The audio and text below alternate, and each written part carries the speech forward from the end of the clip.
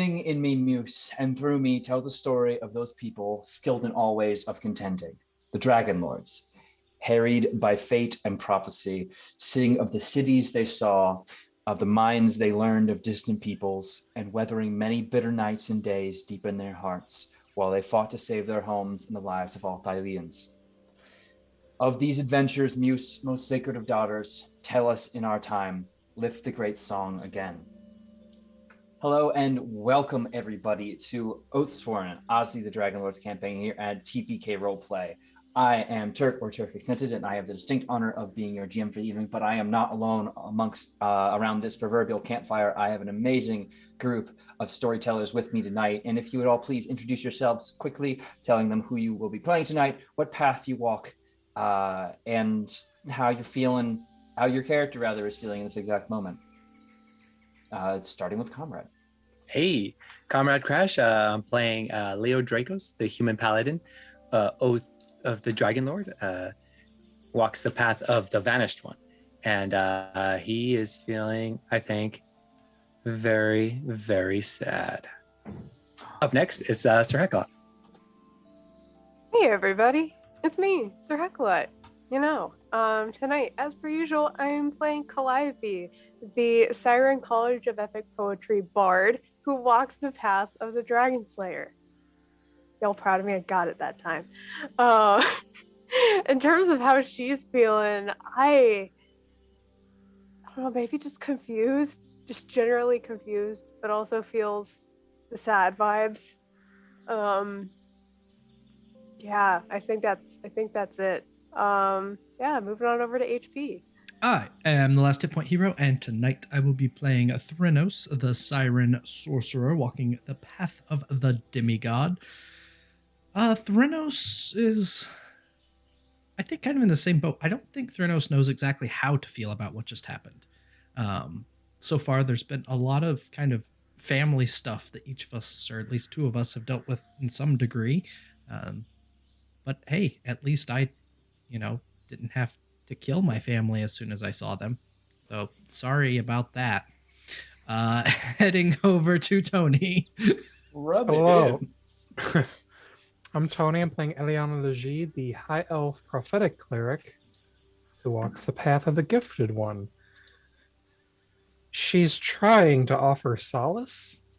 It's kind of a mixture of like giving her time to grieve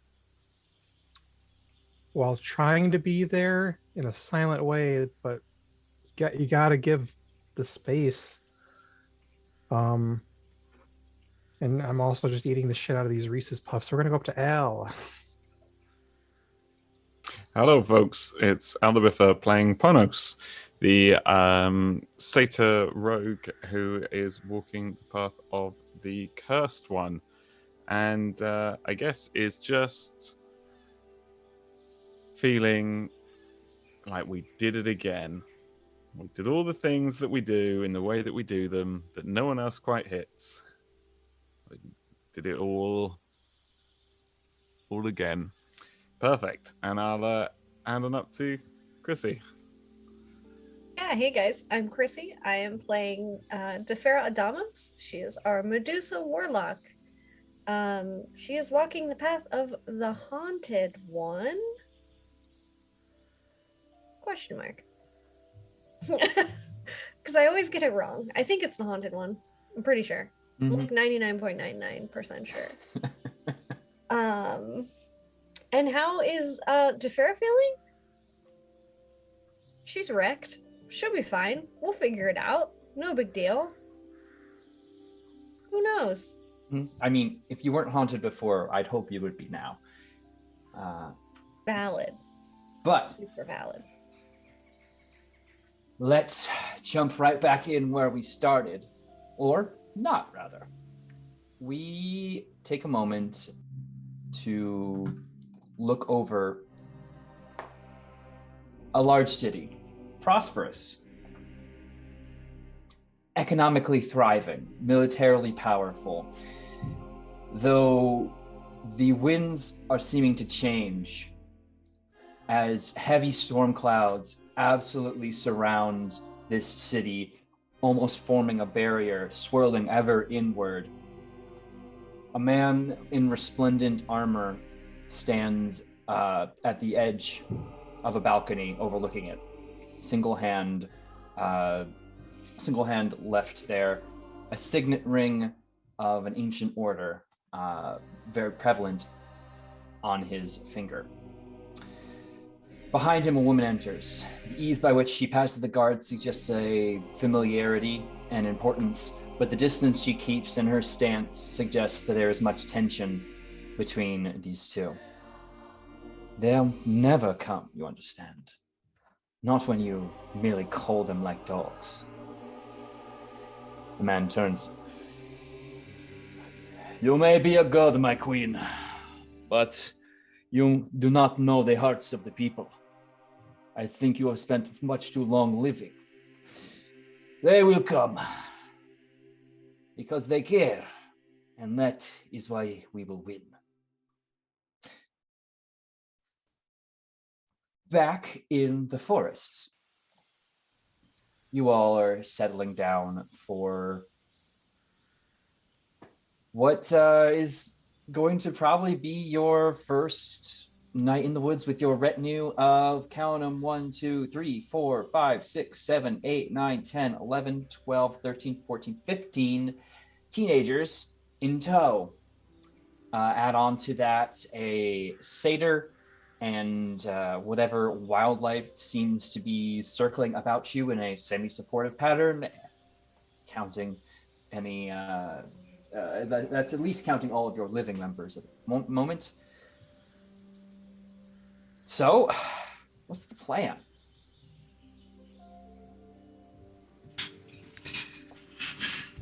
I think the plan is to head back to town and try to keep everyone as close together and try not to get anyone lost. Oh, they're tied up together. Like they're basically all on leashes because they cannot be trusted. Yeah, we have a daisy chain. They're still in the process. Everyone except Corinna and Sistrate have been tied together and are being guided through as they're all kind of in that blissful march. So your progress in the first portion of this trip is slowed, but you're able to make a good bit of ways from the ancient glade. So you can start to see their highs are coming down, but as the sun similarly descends, you're going to need to set up camp.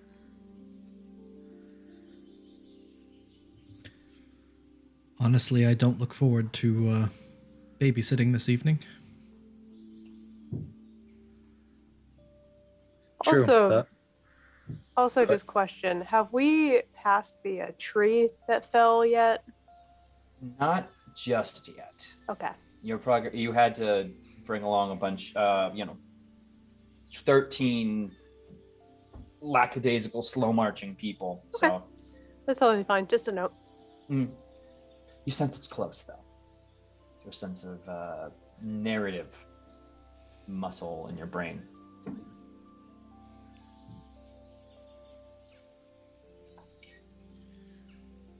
We'll just have to keep watch and make sure none of these kids get loose until they're fully aware. Even fully aware, they ran into the forest without any supervision. So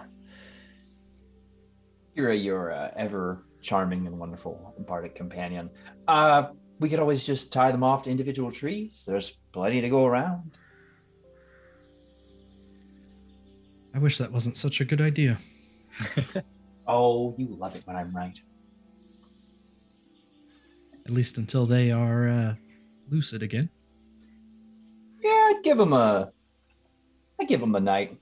Morning comes around, I'm sure they got a nice little bit of sleep in them, maybe a cold splash of water, and someone wearing a scary mask and going ooga booga booga in front of them. I think they'll come to.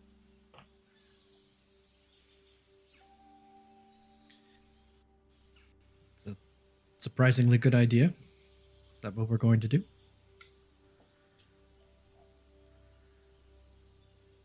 Oh, that's up to you. I'm Anyone just the have a ideas mask? lady. You're gonna Kira as Loreas, who some of you probably didn't even clock was following you, is like, I am something of a craftsman. I might be able to create a properly horrifying visage if you would need. Why are you following us again? To keep you safe, and that's, you're the heroes, so I figured I'd help a little bit, at least. If you want, I can leave. I don't want to, but I'd like to stay. What? Oh, I'm sorry. No, we'd appreciate your help. You're fine. Yes, well, I know some particularly good, scary bits of wood I could probably work together, and then it's just, I could hand it off to one of you, and you all could do the scaring and be very spooky, and Or we could just see if they're fine in the morning and have slept it off. He'll just nod and like awkwardly kind of bluster his way down into staring at his feet or his hooves. Well, I suppose here is as good a place as any to set up for the night. Stout trees to tie them to. Leo, Eliana, would you mind tying some knots? Not exactly a skill set of mine.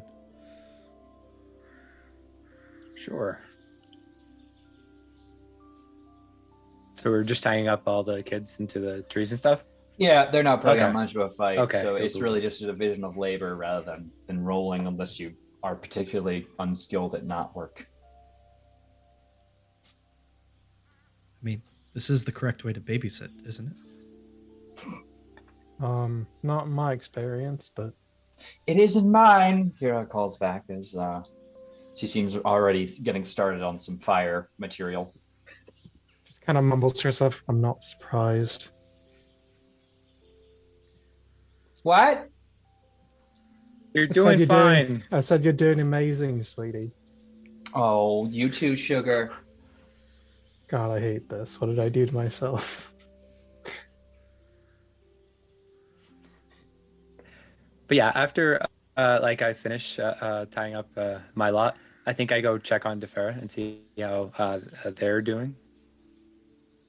So like I try to be as quiet as possible.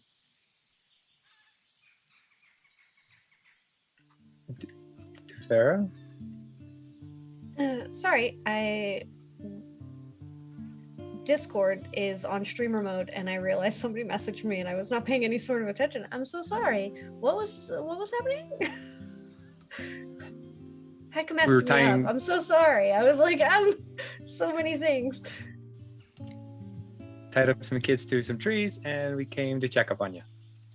Oh yeah, so Defera definitely would have attempted to find if there was anything near, like a body of water, like a pond or a river or anything like that, and if not, she would see her kind of off by herself,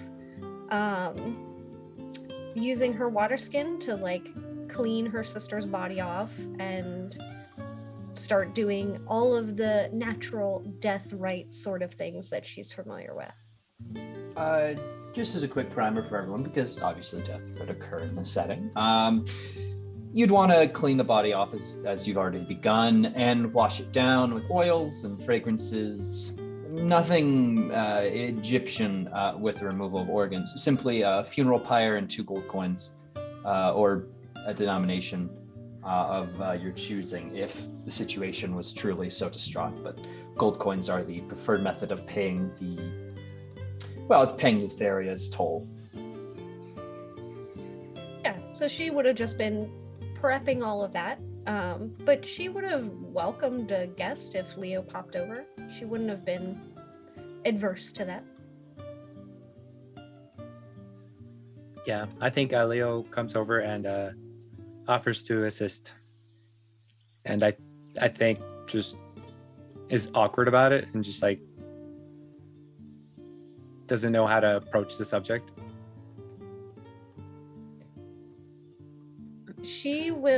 So Defera will offer you like she'll tear like a small part of her robe and hand it to you, probably with like a little bit of frankincense or some sort of essential oil that she keeps on her.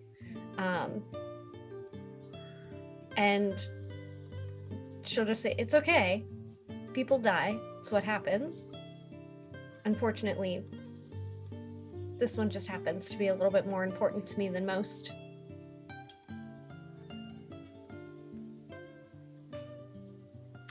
I'm so sorry.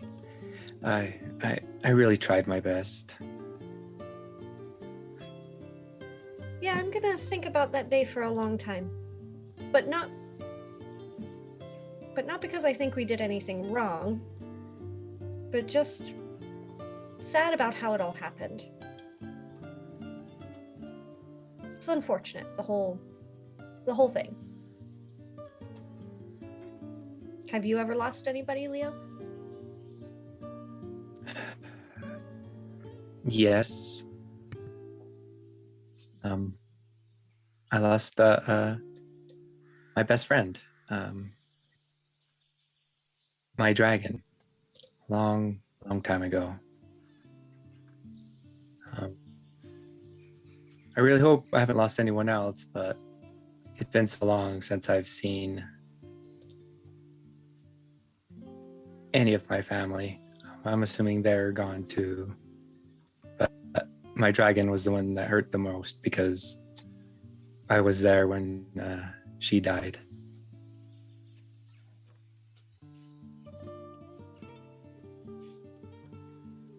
When my sister and I were little, we used to braid each other's hair, and we used to talk about boys and do all of these silly girl things that when I look back, sometimes I think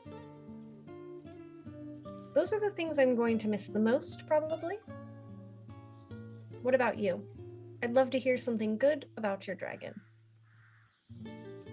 I think Leo just beams and starts to remember Calidora was her name. She was the runt, and no rider would take her, but I volunteered, and I helped raise her, and we used to play fight all the time. And then he kind of points to his knee and stuff. This is when I fell off the first time. Not fun, but it was a great learning experience. And then he points to a couple of others. So these are the other times I also learned what not to do in the air. But she was always understanding when I'd mess up our aerial maneuvers and stuff. And I miss her. So, let's make this pyre for her and my sister. And she will put the coins on her sister's eyes and then add 2 extra coins into her palms.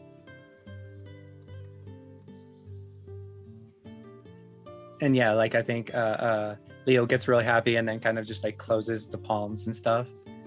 And kind of nods, bows his head, closes his eyes, and just whispers a little prayer for his dragon. With the pyre set and something in my throat.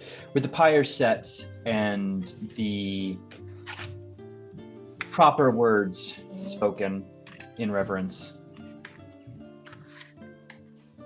you light it and watch Dimitri Adamus's body slowly catch. It's a long process, but standing vigil, you two can stand together. And you feel strangely less alone. That's right, you feel, I think that's right. You got it.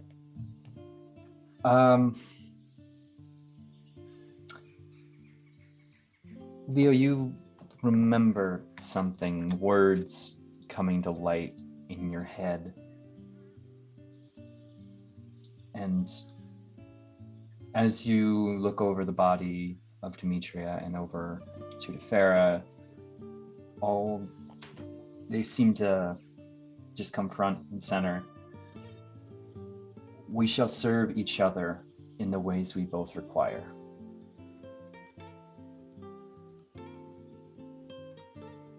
And Jess, is anyone else doing anything in this moment?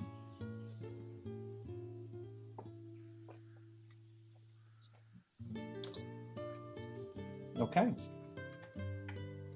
Well, this is usually the part where I ask who's getting what, and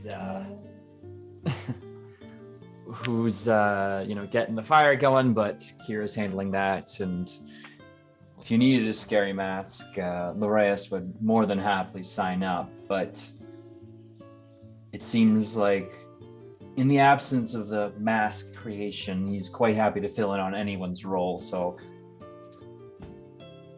he can start securing some vegetation for everyone to enjoy. But if you want meat, you might need to pick someone else.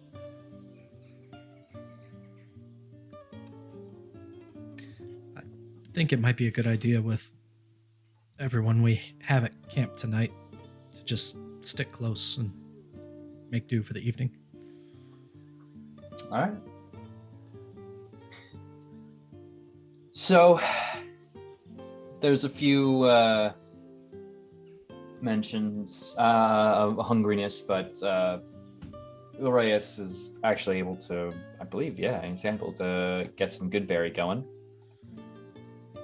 which puts the hungry bellies of the high as fuck teens to rest. Hand them a stick, they'll gnaw on it and think it's a snack. And you guys can set a watch if you like. I imagine everyone gets their turn. And by the morning, the pyre and the firelight have been burnt low. The ashes scattered. And Defir, if you'd like to have collected any ashes,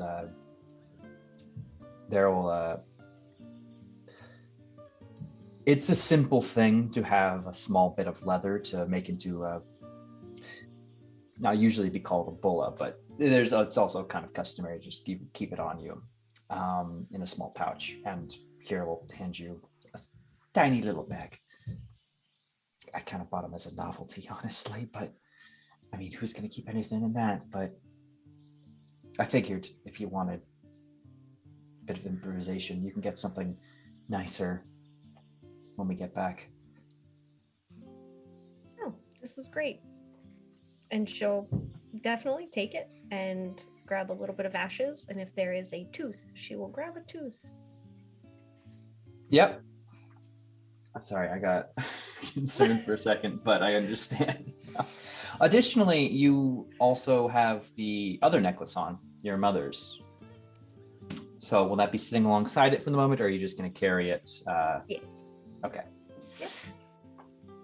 So, morning hits, and you're all back awake. You see a groggy bunch of teens all tied to trees, all coming to, it seems, fully for the first time in a while. Many of them attempt to clutch at their heads, but the light just seems to be absolutely poison to them right now for a number of reasons, none of which are dangerous, at least in the long run.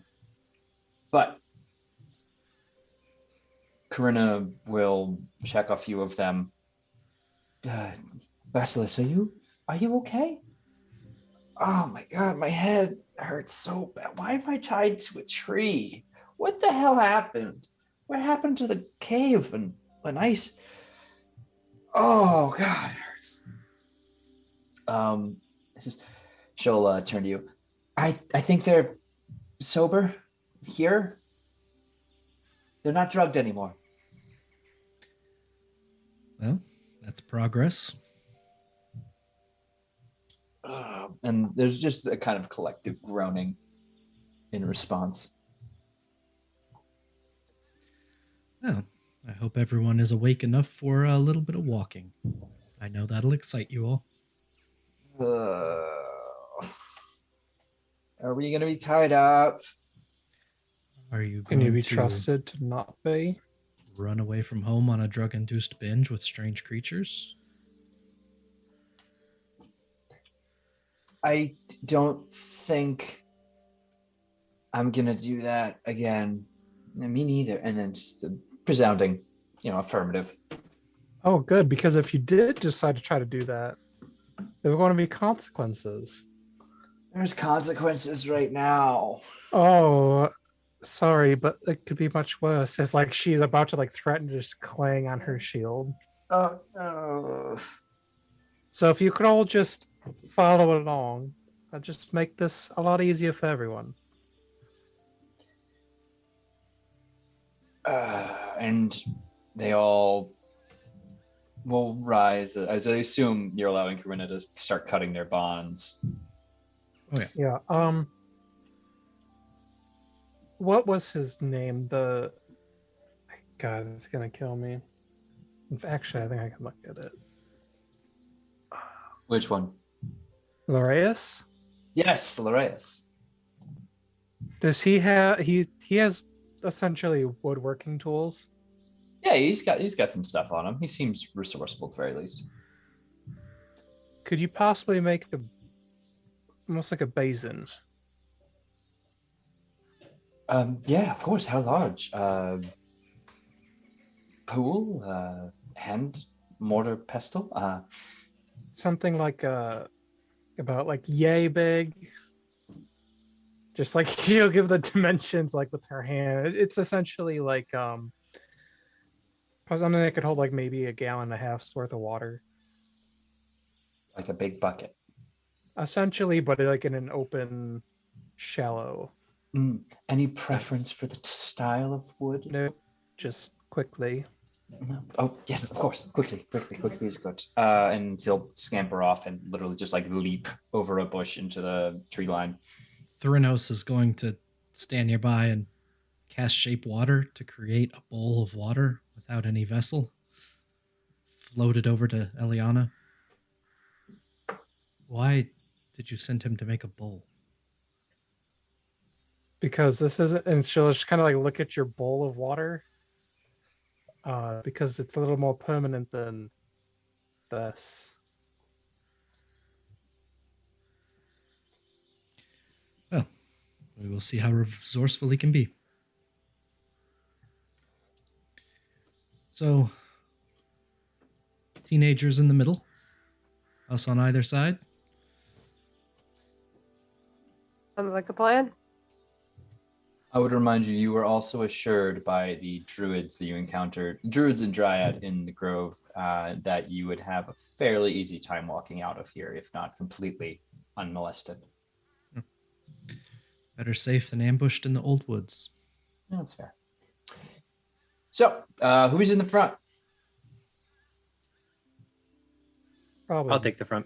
Oh, there you go. Oh, Well, you can have both of you in the front. Hmm. I'm on who's in front group, who's in back group. Theranos is in the back group.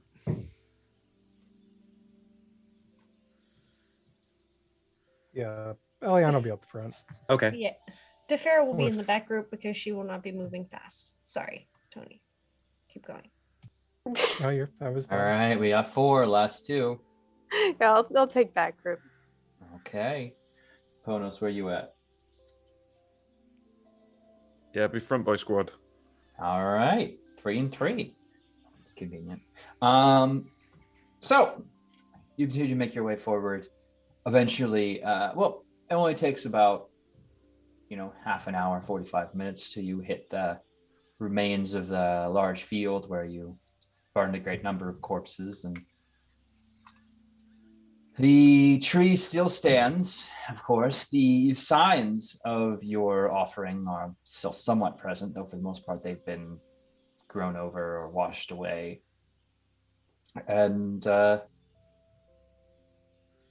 it seems perfectly peaceful. though the sun does shine particularly nice in this open area as compared to others. Is there anything anyone would like to do in this space as you cross?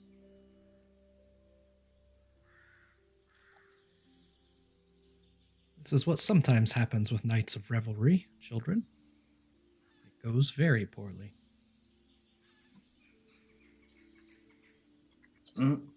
What are you talking about? Oh, I'm not too much of the storyteller here. So let's just leave it that mysterious, ominous. Don't go too hard, or you end up a bonfire.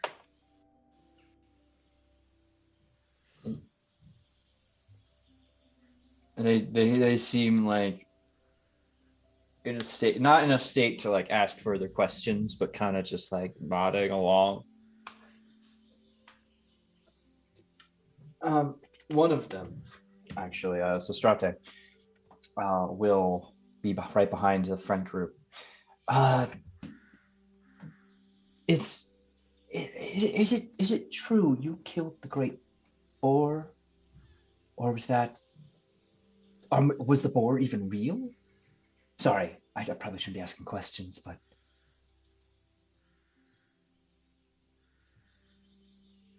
Asking me. no, he's asking the front group. Oh, okay. Oh. Like, wait. Leo, Eliana, Yeah, no, and Thomas. I think yeah, Leo got distracted. I think yeah, we did. It was real, all right. It was huge, real huge. They said it was as tall as 2 buildings. Is that accurate? That seems quite large for boars to grow, given the needed blood flow of muscle movements. True, but this was a cursed beast. There was something wrong with it. I couldn't eat it. That's all I remember. But yes, it was huge. It's because it was cursed by Sidon. That's it. And so, is it then also true that you? I'm sorry, that's too personal. Do you know the Oracle then? Yeah, I know her. Or we all know her. What's she like? We have the oracles here, but not quite the same thing, I think.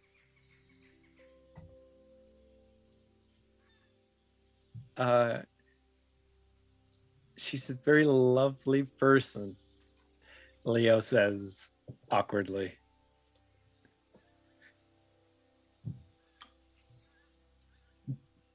I'm sorry, I didn't mean to bring up a sensitive topic. I'll just excuse myself. No, it's not sensitive. It's cool. You know, we're heroes. We do stuff. Stuff happens. What do you mean stuff happens? I don't know. What are you talking about? I don't know. What are you talking about?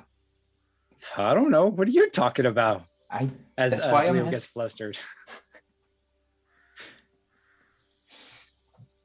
He'll look to the other two. Just, I'm sorry. Could either of you fill me in on what's happening here?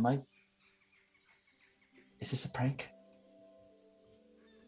Leo's a bit flustered.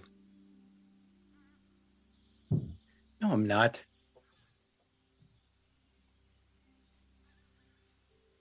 Right. What did you want to know?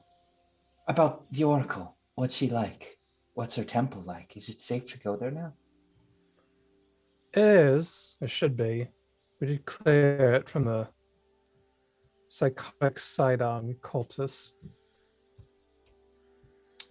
It's warm, very humid.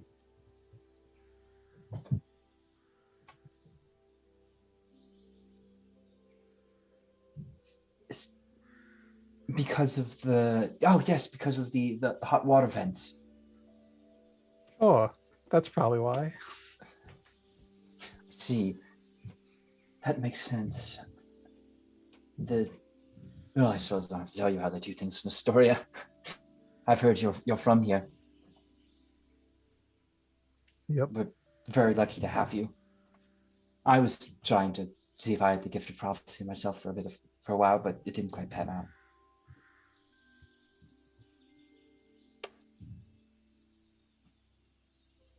Mm-hmm.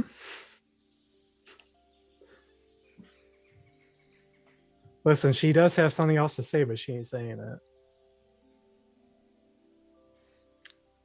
it. Don't make me go sticky child on you. I mean, I'll just go.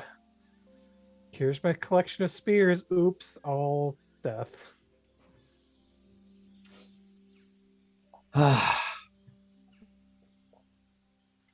In the back, the few of the teenagers are slacking slightly, and will just kind of. Hey, you guys, why did you even come out here? I mean, like us, it felt like a getaway stuff. You didn't come out here for us, did you? There's Well, a that was strange part of it. An incidental. kind of a since we were out here type situation.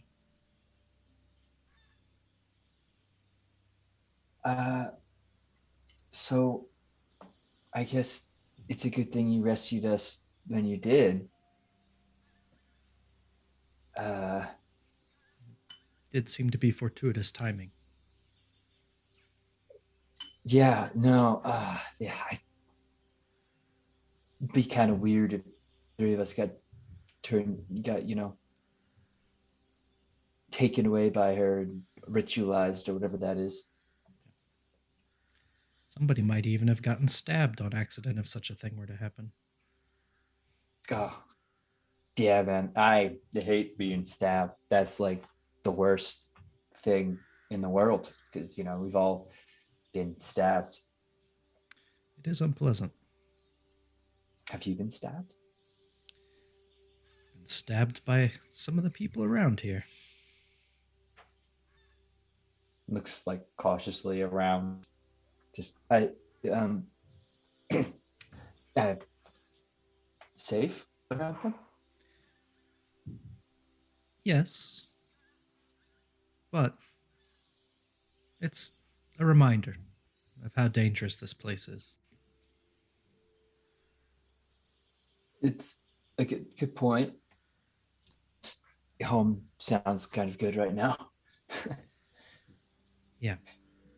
Just so I'm clear and you're clear, what was it like getting stabbed for you? Because my experience, I don't know if it's the same for everybody. Everything goes dark very quickly. Oh, geez. What I would suggest is staying home, staying safe, and not wandering outside the city walls. Guess. Yes. But like, what about when I'm older? Right? Gotta get up beyond the city walls sometimes. Don't worry about that when you get older. Or at least when your idea of getting away for a little bit isn't wandering into overgrown temples to whatever you thought you were going out there to do. Gonna have a good time. Enjoy ourselves. Live a little. Try not to fall into a cult during such things. Yeah, probably not our best idea. But I don't know. Whichever friend's idea that was, don't listen to them again. He'll kind of like do that wild eye, like clearly, and don't even really need an insight check to tell like he's kind of responsible at least for his own situation. Maybe one or two others. He's the friend that they shouldn't listen to. We all know we have a friend we shouldn't listen to. And if you don't have a friend you shouldn't listen to, you need to ask, am I the friend that no one should listen to? He's like processing that. Right. Okay. Okay. I think I'm not saying don't have a good time. I'm just saying avoid things that will get your friends, well, killed. we didn't think anyone got killed, though. Did someone get killed? Temporarily. What? How is that even? How is that even? As I splash water in his face from nowhere. What world do you live in? Through my nose. Look, this is a place where the Queen of Dreams wants us all dead, where the ocean itself is trying to drown us, and everything seems to not be going great. We're trying to address that. Of course. Yes, sir. And he'll like try to stand upright of him with tension, though clearly just like the fatigue of sleeping tied to a tree combined with a little bit of a still remaining hangover will like cow him down a little bit, and he'll just shuffle back in. Wow, you hear from behind you, from Kira. You are going to be a heck of a parent. Not planning on it. Well, you know, it's never too late to plan when you get older.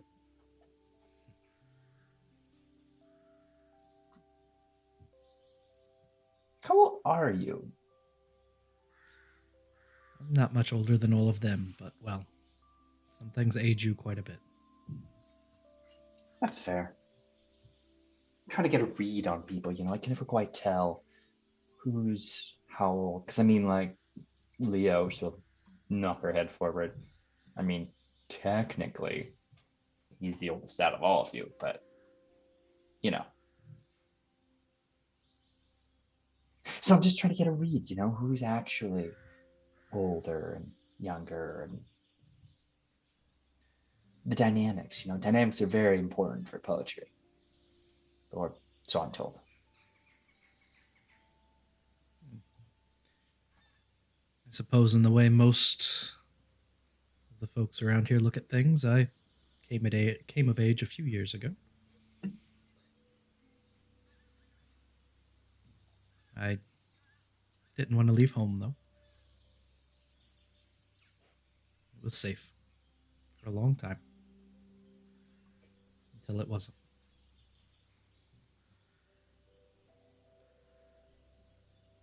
I hear that's often a problem on the coast. Wish there was more that could be done about that, but, you know. Oh, there is. See? This is what I love about y'all. You can sound so sad and yet still be so hopeful. I have no doubt, no matter how long it takes, Sidon will pay for what he's taken from me. Hopefully you can get able to pay for everything else he's taking from everyone else. It's a heck of a payout. Maybe able to collect some extra. We'll see what we can do. What about the two of you? How old are the two of you? Yeah, no. I'm talking to the winds and the waves and the flow, the birds, and I mean, I'm in a similar boat, not too much older than them, but I mean, Throno said it eloquently himself. Life on the coast ages you more. because of the sea air. Sure. Fairly certain I'm right again. Me and my good ideas. Probably because the incessant roaring rage of a storm god. Yeah, well, you know. I've slept in some inns where someone was farting next door all the time too, so. Yes. Almost exactly the same. What about you, DeFara? Oh, average age, you know. Ah, yes. I too remember my average age birthday. I'm very excited for my after average age birthday. Mm-hmm. I bet I'll have quite an above average cake. Mm-hmm. I am too old to be doing this shit. Oh, 'Cause nonsense. no, I should probably have a much different life, with like a family, probably a spouse somewhere. Ugh. But here I am, babysitting teenagers in the kind of woods. Teen sitting, isn't it? They're not really babies. Teen sitting. Also, they're not really sitting, are they? You're taking your teens for a walk. Exercising your teens is important. And watering them, apparently. Exactly. Mm-hmm. Full circle. Exercise and water your teens. Make them grow. So they can become average age. Just perfectly average. Just wonderfully average until they're not. I'm on to you, Missy. I'll suss out your age yet. She will whisper at some point to her privately her age, but she won't say it out loud. Gotcha. Well, you all exhausted all the conversations that I could possibly have in this instant. I'm going to go bother them and really make them regret having hangovers. And she'll just go like, basically almost skip into the teens and just kind of like grab one by the shoulder and just talk entirely too loud into your ear. Hey, how you feeling, buddy? Good? Oh, yeah, a little too much in the ear. Oh, I'm sorry. I just talk very loudly. It's fine. Just remember, left, then right, then left again. No. See, it went right, left, right. No, stop again. And, she just starts haggling them. Harassing them, rather. But you do make it another full day. Actually passing a very familiar downed tree as night starts to fall once again. The difference here is incredible, honestly. The rate at which nature has already begun reclaiming this space. The fallen tree has been overgrown with lichen and other fungus. The whole cove that you've made clearly has had other residents in the past few days. Nothing there while you're there, of course. If you wanted to stay there for the night, you just, it's an option. But once again, you're left with a woods that you've assured have been made safe for you. The sound of animals circling about, and a group of teens, and finally, as you're kind of circling over, counting off heads, there's an extra one as Loreas pops back up with a wooden bowl right in front of you, Eliana. Here you go. I think I've made your specifications. I've smoothed the handles for easy carrying, and I've even put in some grips here on the sides. Thanks, as I just kind of huck it between kids. Oh, you wanted it for them. Of course, understood. It's clever. And then I'll just kind of snap for a crate water.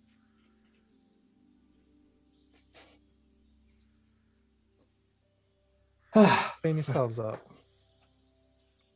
And they'll kind of nod and start moving over and either just kind of wiping themselves down. Well, that was quite brilliant, miss. Is there anything else I could do for you? No. Are you certain? I'd be happy to help. We're going to have to feed them all tonight. Yes, of course. Well, I could certainly scour for some berries and fruits and perhaps some root vegetables. It's not quite the season for. No mushrooms. Well, it's a shame. I know quite a good stew. But yes, understood. And he'll bow to you all lightly and scamper off again. So now that he's gone, does anyone else find him incredibly odd? Oh, very. You sent Of course, though, I feel like really anything that has exposure to the Feywild is just generally odd. If you would like, you can certainly insight check him as he's scampering away, given your experience. Sure. It's not going to go well, but we're just going to see. 16. Dirty 20. Oh, y'all are on it. Y'all are on it. Look at you. You three get the sense that this kindness is not done out of like I'm going to gain that trust. Like, you don't sense a bad bone in his body. Everything he's done so far has been very helpful. In fact, you recall he's one of the ones that warned Corinna to get her to leave, giving you a heads up.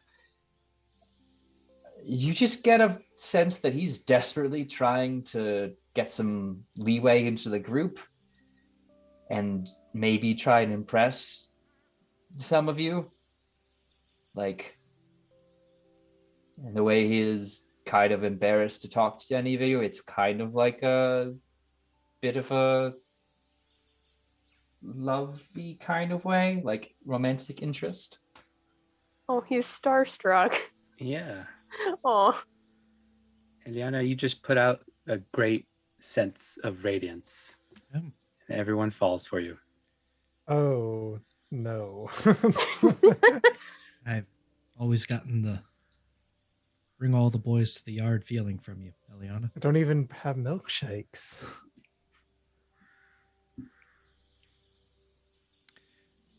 Well, There's a comment there about how you have cookies, and I'm not going to go any further. How could you do this? We're about a day's travel from Estoria, correct? At this point, yes. Cool. As we're chilling, I'm going to kind of sit for a minute and use ascending. Sure. I'm going to speak to Pythor.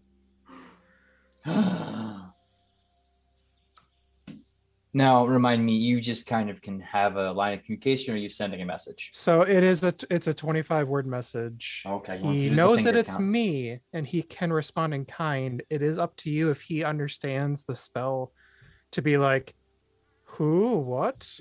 I don't know what's going on. This is beyond the 25-word cutoff. I mean, you are sending to Pythor, so let's see what happens. Yeah, is he fucking plastered? Roll to see if he's getting drunk. On a 2 to 20, yes. Here, let me roll a d20. On any results, he is. On any result, okay. Please send your message. Because as you do and begin focusing on the spell, you're going to hear another soft voice familiar to you when you first got that amulet. God damn it, Grandma, not now.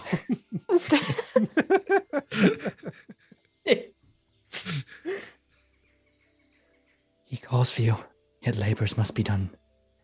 And just like the wind, quick as it came, it fades, and you can continue to concentrate on your spell.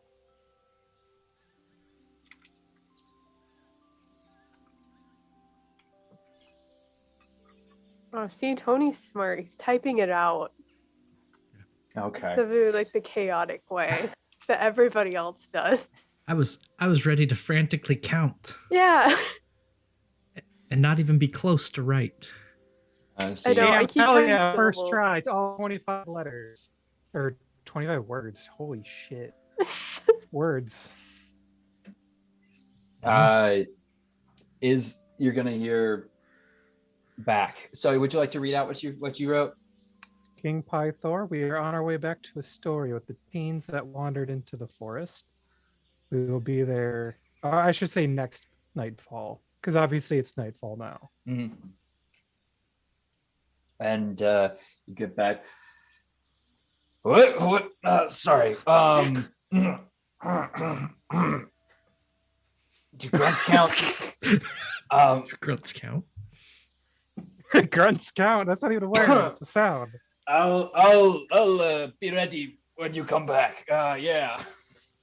I don't know where we are. The important stuff came through. And she's just gonna just rub her temples. Honestly, you probably feel a little drunk getting that message back. Yeah, kind of. Contact drinking. Like,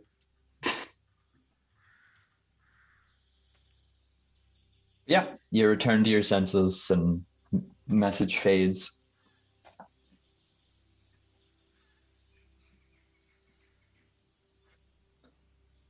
All What's right. everyone else? Yeah. Yeah. At some point during the night, Calliope will take out one of the candles that she has from I guess it's the Dungeoneer's pack or something like that. And go to either like if there's any type of like stump like thing left of the fallen tree, or like a little bit of the root ball that like isn't where everybody is camping, like directly. Just yeah, any little wooden like pedestal looking thing within nature. And in a very similar fashion to how the candles were lit over the stump by the temple, she'll light that candle and just place it there. Sit there reflecting a little bit.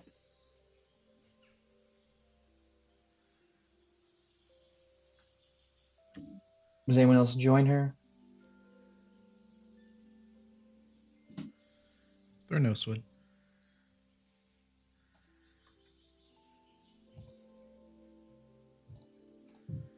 What are you reflecting on?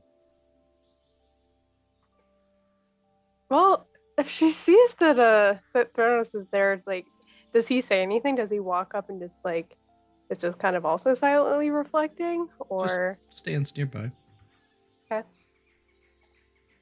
Yeah, I feel like she would probably notice, and just say, you know, before this tree fell down, I thought I had absolutely nothing to lose. Really? Yeah. Now, what am I gonna do with all of you? What am I gonna do with all of you now that after what just happened? It feels like, yeah, there is something to lose at this point again.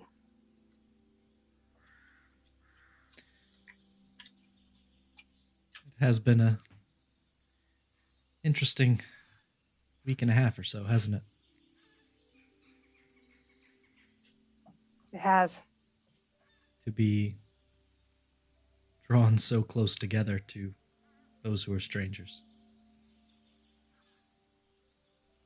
To be handed a task greater than any of us. Multiple tasks. Multiple tasks, and yeah, here we are.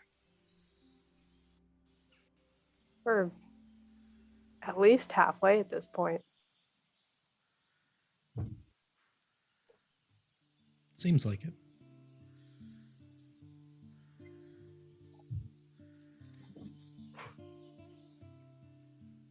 I do wonder It's shocking. where it will end. It's just shocking. It is. We'll come out ahead, though. It's funny how that seems to stick in my mind more and more.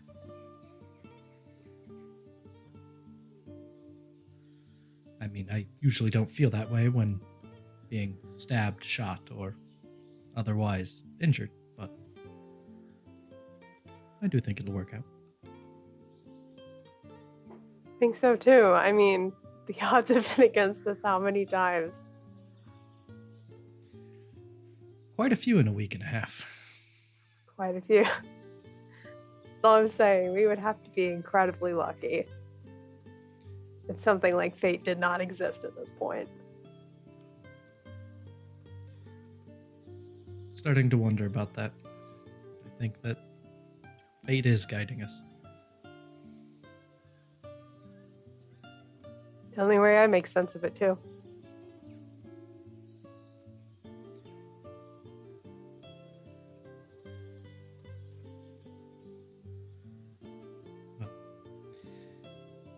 We should probably make sure that the teenagers don't wander off again. They're not going to be tied down tonight.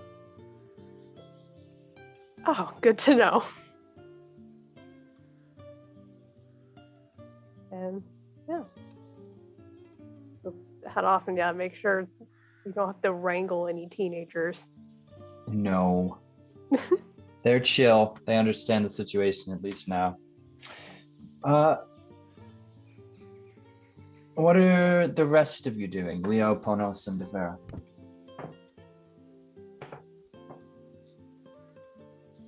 I think Leo is just watching the camp and stuff and keeping to himself and thinking what was he talking about when they brought up the oracle.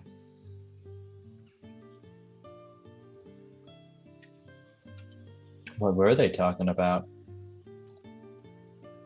I don't know. What do you mean you? Now I'm fighting with my subconscious. Shut up. Well, I am your subconscious. No, you're not. I am. I'm pretty sure I could also be your subconscious, Leo, given that I am Leo as well, at least partially in your mind. I turned to Mikoros. Are you talking to me?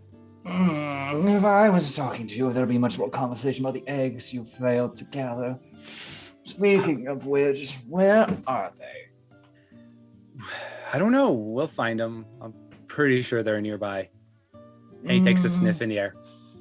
You know, you can't smell as well as I can. Oh, true. Wait, what was I doing? You looked like you were yelling at yourself in your brain. It's a bad habit. But at least you're keeping it inside. It would scare the others, I think. Yeah, no, true. If I was talking to myself, it'd be weird. Yes. Well, you're just talking to me, which is much better, I have to say. No, it's true. You know, I'm pretty sure everyone can hear you. Well, they can try, and I haven't had much success with them getting eggs either, so not much to talk about. All right, I'll find an egg, and then I'll make sure everyone else finds an egg, and then everyone can talk to you. You see, Mikros, kind of shiver a little bit. Just let's make it sooner rather than later. It's odd not to be caring for an egg. You're hardly egg-shaped. You can care for these teenagers. They need someone to babysit them. Ugh, fleshy. Not egg-like at all. Humans and elves and dwarves and them keep all of their eggs on the inside. Selfish. Don't even want our help. I've offered, of course. No, can't have that. It's okay. We'll find some eggs for you soon. Good and better. Otherwise, I'll find them on my own, I think. He looks up imperiously. And then I pat him right underneath his chin. Good. Yes, fear me. Yes, everyone will fear you soon enough. Yes. Good. Ponos and Defer.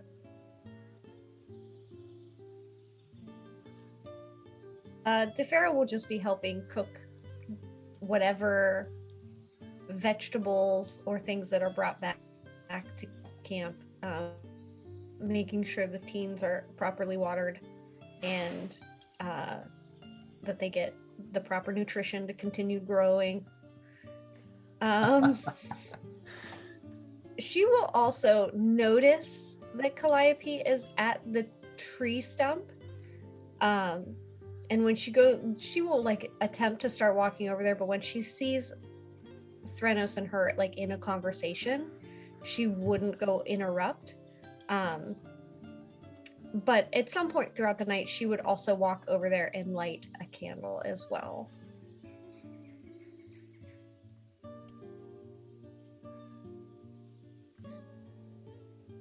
Okay. And Ponos, you've been quiet for our journey. What have you been up to? Ponos is mostly spending his camp time like ordering the teenagers around to fetch ingredients for things, find specific stuff, and then whenever it's delivered, inspecting it closely, and then just throwing it on the ground and screaming at people in his new role as head chef. This is, you have you have no idea the level I expect from my students. The last goatling that it was sublime. It was literally to die for. The food was just, and this I cannot possibly. I think you need to take a long hard, and then you know what to do. So, and you can next. You have quite the roster to go through, as there almost seems to be perhaps not surprisingly to you, your commentary initially is taken as quite harsh, but eventually kind of becomes a source of mirth and cheer. And whether you intended to or not, the group of teenagers under your tutelage, your sous chefs, start to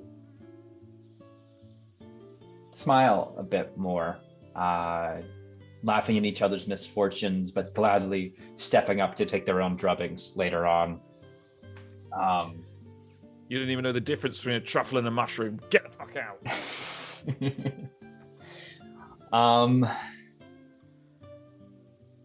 And you know, how are you feeling about that? The fact that the teens are laughing and seem to be enjoying you ribbing into them.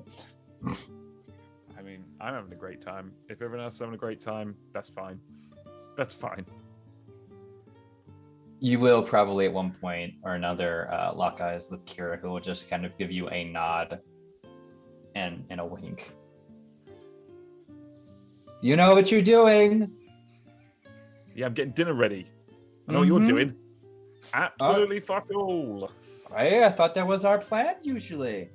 The perfect plan. Keep doing it. It's the thing that you're good at. Let's go. And she'll go and keep tending to the fire every time it needs a little bit extra oomph. Man, told you I was excellent at this middle management stuff. But so that as you all nestle in, food coming out actually pretty well, I think. The vegetables, the vegetables and fruits on offer and herbs are very fresh, clean, and I think between Ponos's guidance and general teenagers usually having some experience helping their parents in the kitchen, you're able to get together a halfway decent stew. It's not the best stew, of course, but it's certainly better than one that would transform them into maenads. And with some warmth in your bellies and a smile on some of their faces, they'll all start nodding off. And before we hit break, I would like to ask once again, what do you all dream of? You do it in overlay order. I think Leo dreams just of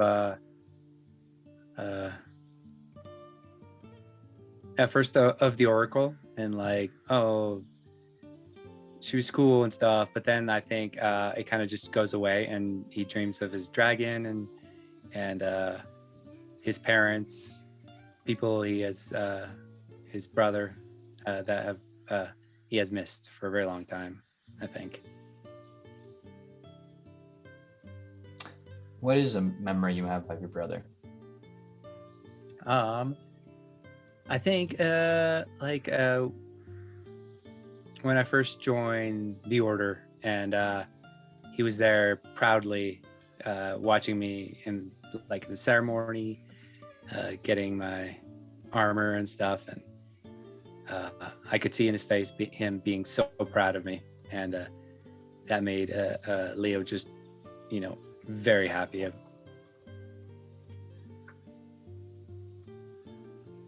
All right. Calliope?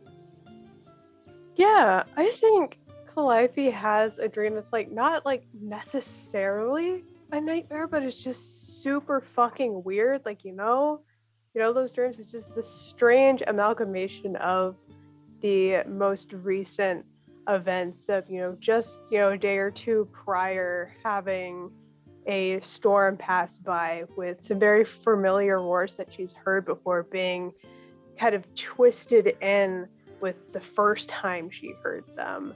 And the, circle of teens just kind of spinning around until the faces look like people that she's hasn't seen in quite a while, but knows who they are. The strange traveling band that's very familiar to her.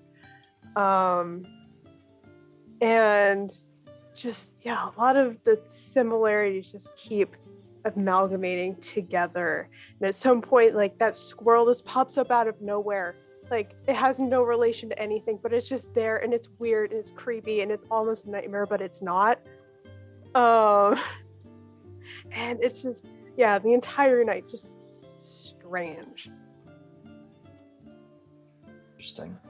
You'll probably get like one of those jerked awake moments briefly as you imagine an acorn getting pecked at your head, and you kind of start awake but can nestle back in.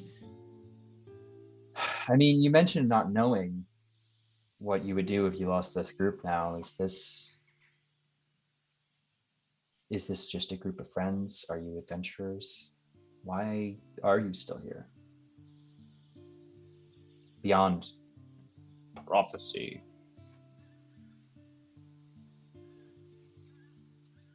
That's to you, Calliope. Oh, you want me to answer that question? Yeah, I want to know what you're thinking about. Oh, okay. Like, what's in your brain? I thought that was just a trail off to like, oh, that's something for me to think about. I mean, where are you at right now with it? Okay. I mean, like I said before, like, as someone who has kind of reflected on the question of like, no, I've lost basically everything at this point, to, I'm starting to feel like losing these people would be really fucking bad. Like, starting to grow that connection again is both really heartwarming, but also terrifying at the same time, because she knows what can happen.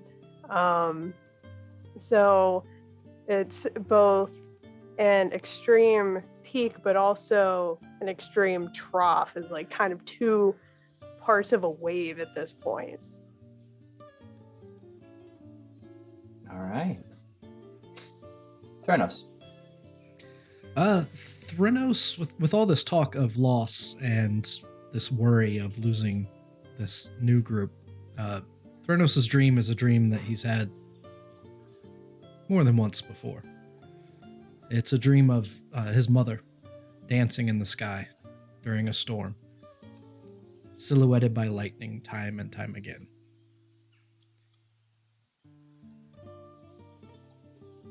Nothing but the storm, nothing but her movements, her soaring, her swooping. No words, just the sound of her taunting Sidon. Probably for the first time, the dream shifts a little. And in turn, each of his companions take her place, dancing in a storm.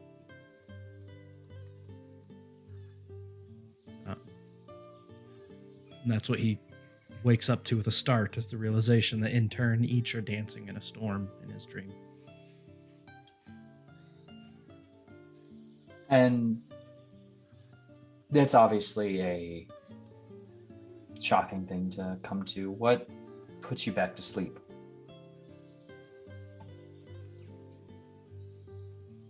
He hums to himself the lullaby his mother used to put him to sleep to.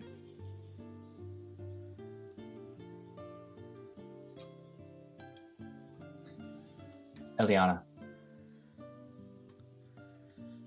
So clearly Aliana trances, but with the events that have unfurled, she has a dream of her early 30s being in Estoria, being a usual seer to the generals, to people who pay to the temples, keep them going, and just kind of bored, annoyed that this is her life right now.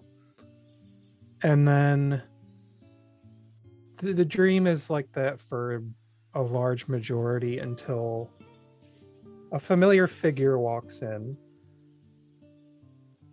and she just has this big smile on her face.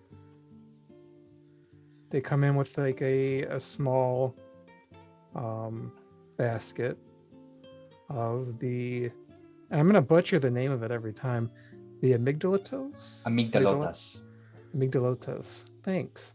And they just kind of talk for a little bit. And she just will eventually wake up after her 4 hours. She doesn't get to have as long of a sleep. And just kind of be a little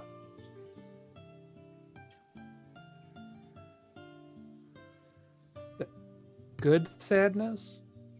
I was gonna ask, is that memory of that person, are the feelings still there, or have you nestled that away and accepted the world for what it has been? And are you trying to move on, but grateful for it? The feelings are still there. Trying to move past them, because it has been a time. It's just, to her right now, that if she feels if she pushes that away, she loses everything from all that time. Well said. Bonus.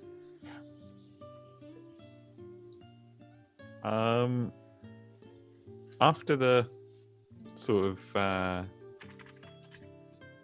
boyish ribbing and raucous order giving of the evening over dinner and whatnot, and take himself to bed and to sleep, and the enjoyment of that will go with him, and as he sleeps, the dreams that come to him are similar orders given,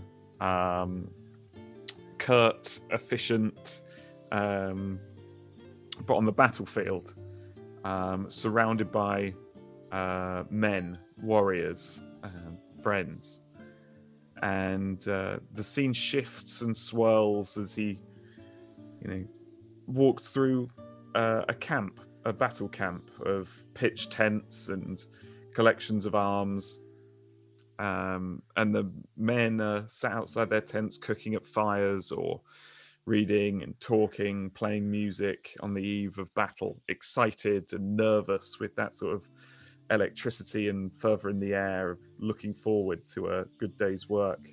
As he walks through, the men call over and invite him to try some food or a drink, and comments and jokes are exchanged as he walks between them, and handshakes and promises are made, and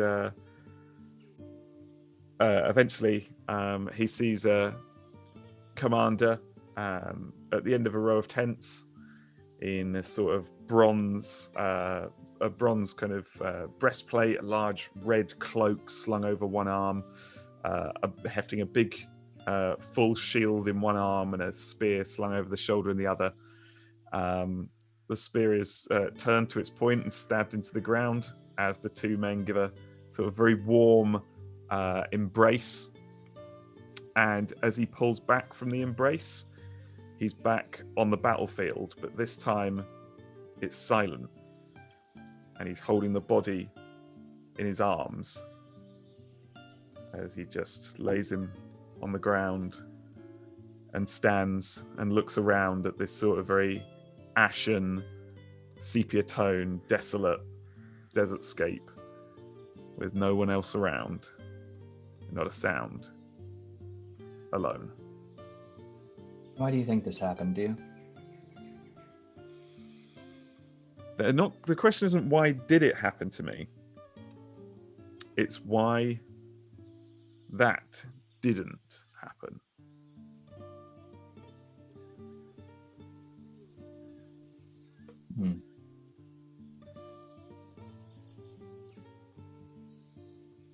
I guess beyond, I was inquiring more about your current situation, and if there is some connection you feel to that moment with where you are now and what you're experiencing. It's almost a rejection of that moment. If you were to feel that again, is that something he would be able to handle or want to have to deal with? Or would it be easier to shout at people and make dumb jokes and be tedious and push people away and not have to deal with that? And then you find yourself torn between the impossible will to do the right thing and be there for people that you care about and want to be important and remembered and respected and loved without feeling beholden to people or relied upon or needed. It's a difficult tightrope to walk. Is it easier to just push it all away without plunging into the abyss?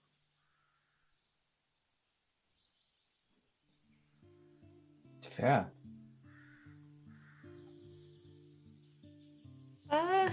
Yeah, I mean, unfortunately, I think, or I guess, like, unexcitedly, she would probably lay down to go to sleep, thinking about everything that's kind of transpired over the last couple of days, thinking a lot about her childhood and her family.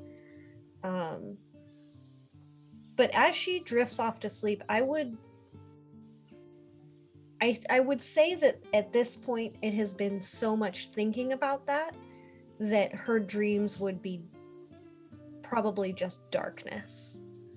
That I don't know that she would be having wildly vivid dreams about much, because she has kind of just been experiencing it in real time. So I don't know that she would necessarily be having any dreams. I will say that probably towards the start of her wake up, she would get something similar to, I don't want to call it a vision, but some sort of kind of pull or tug to kind of just speak out to the fates, and kind of participate in some sort of like clairvoyance or something similar to that, to get some clarification on where they're headed next. But I don't think she would be dreaming too heavily. Understandable. Though, in your dreams, obviously, you were given instructions in your mother's voice after you put on the necklace. How are you feeling about continuing on that path? Do you feel a strong pull, or? Well, knowing how things went awry with her sister, there is a legitimate pull to figure out and solve all of this for her family, for her family's name, for the honor that she lost, all of that stuff, or the stuff that she can seem to remember but nobody else can. All of these sort of things that's like a legitimate pull for her, but there's a level of hesitation to it, because what she does not want is for her and her new compatriots to have to basically level her whole family. That's fair. So there's like a hesitation of like, what if the reason that all of this is happening to her is because maybe her family wasn't what she thought they were, right? Like maybe something was happening beyond what she was privy to, and there's a hesitation to have this group of adventurers go find them or go help them, and then it go very badly. And then her actually lose them. Yeah. Well, as DeFera kind of perfectly segued us into, you all awaken to a new morning. Days walk away from Estoria. You can feel it in your bones, the narrative bones. And as you do, I think now would be a great time for us to take our first break. So stick around. We're going to go handle matters pertaining to liquids and refill our drinks and such, and we recommend you do the same, because shortly we will be right back. So stick around. There's more adventure yet to be had. HB, if you please take us out to break. Welcome back, everybody, with more Oathsworn, Odyssey of the Dragonlords here on CBK Roleplay. When last we left our heroes, you were all awakening from a series of dreams, and you have a new fresh day ahead of you. So, what's the move? What's the vibe? That's the call to alarms that all of my players might have heard. I don't know if chat heard, but Chat would not have heard. That is obviously Kira just really hammering it in on some notes as you all groggily wake up. So, we on our way then? Back home, drop off our charges, wards, hang runners. Children. Teens at best. Children are cute. Teenagers, they scare the hell out of me. You were just having a field day yesterday, bothering them. Oh yeah, it's really fun. Well, oh, I'm sorry. Are you jealous? I go back to bothering you. Here, I'll go find a stick and poke at you. You'll get all of 2 pokes in, and then you'll be losing any form of hand privileges. Ooh, 2 poke limit. Noted. God damn it. But Kira, between the teens, Kira and Loreas, who's still there, I feel like that's going to be his title for a while now. You're all set to go.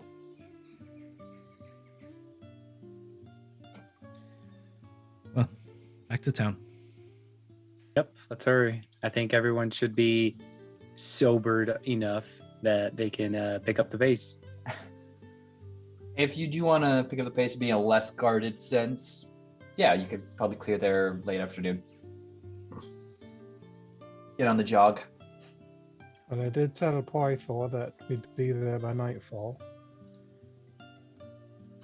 Right, but Pythor and appointments, kind of like Pythor and pick an ex-wife. And what? He had wives, a lot of them. Have you not heard the story? Like 7 at least are in the play.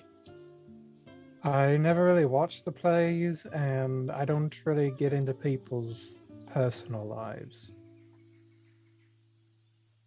Well, he has had a lot of wives, though I guess he's in the market, if that was a problem that you were concerned about.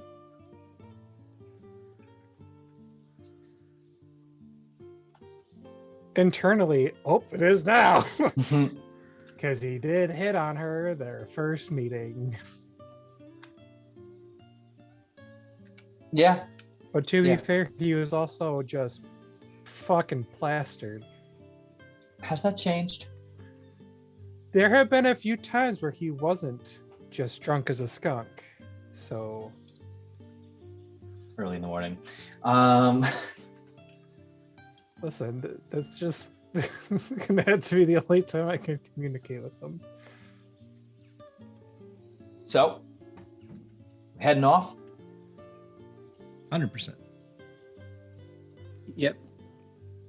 Okay, well, you make your way out of the woods at a good speed. The path seems cleared. Nothing impedes you. Through the trees, you see a series of birds hopping along happily and calling to you as you go. Some of the teens start to grumble a little bit as the march carries on, but certainly enough, you're at the edge of the woods. And the gates of Estoria, or at least the mountain peaks that cover the western gates of Estoria, are once again within sight. And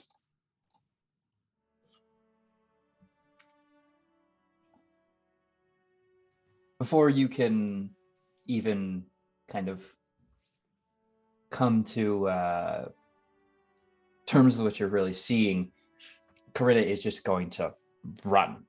She'd been keeping up with you all pretty well. Not quite at an adventurer's pace just yet, but now she bolts, leaping over a fence to where Eliana knows her father lives.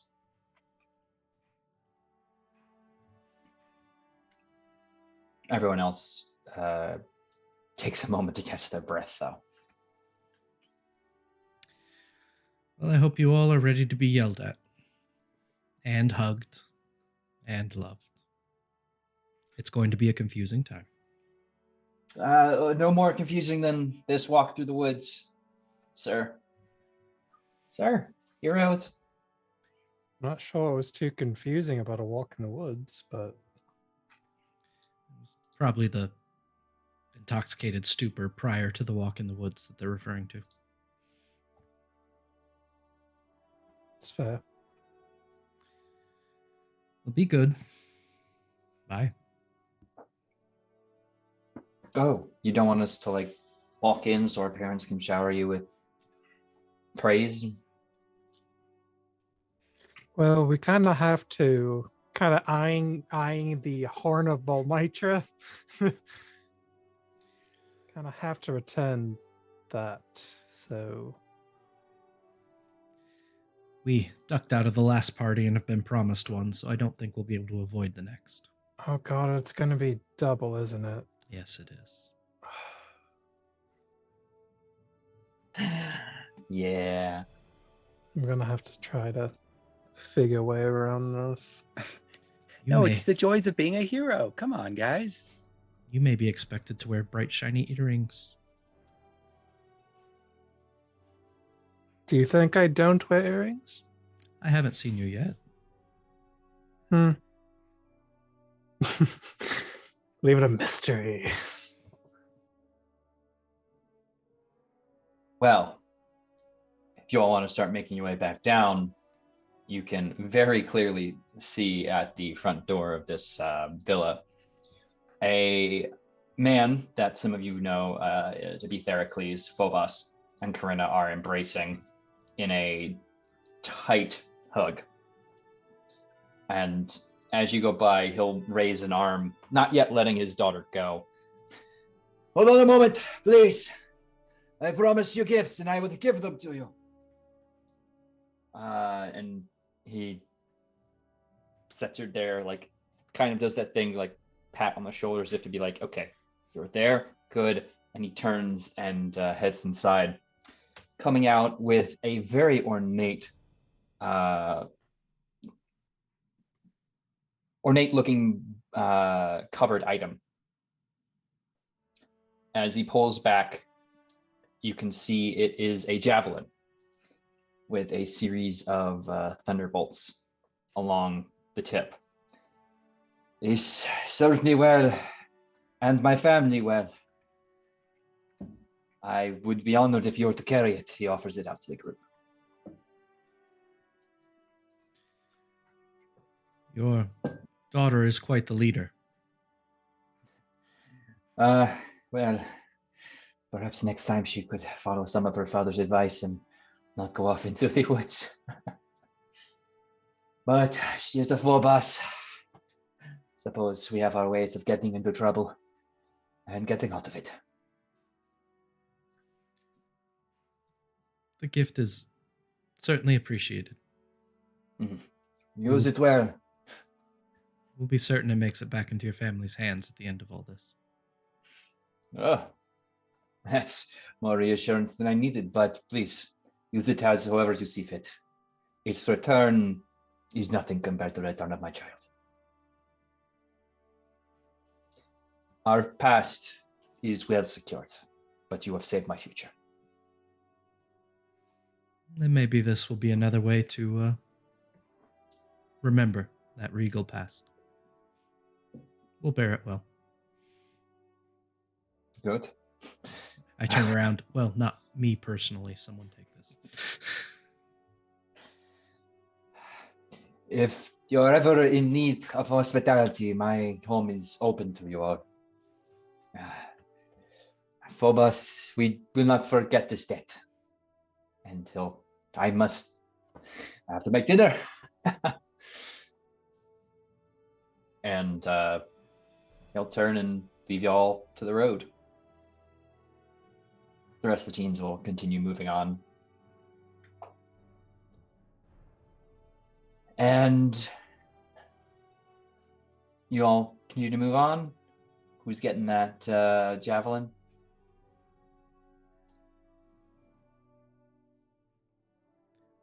Anybody? Eliana? Eliana. What? I can't be having all this shit. Most of us aren't You're the, particularly. you're the only one that throws things. You throw things. Sharp, pointy stick person, Eliana. Here you go. If you want, I can take it. Wow. And then he'll bring all the boys to my yard. What?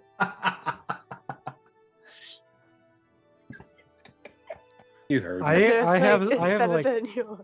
I have like a triple layer of confusion right there. My javelin Leo's good at is that. sharper than yours.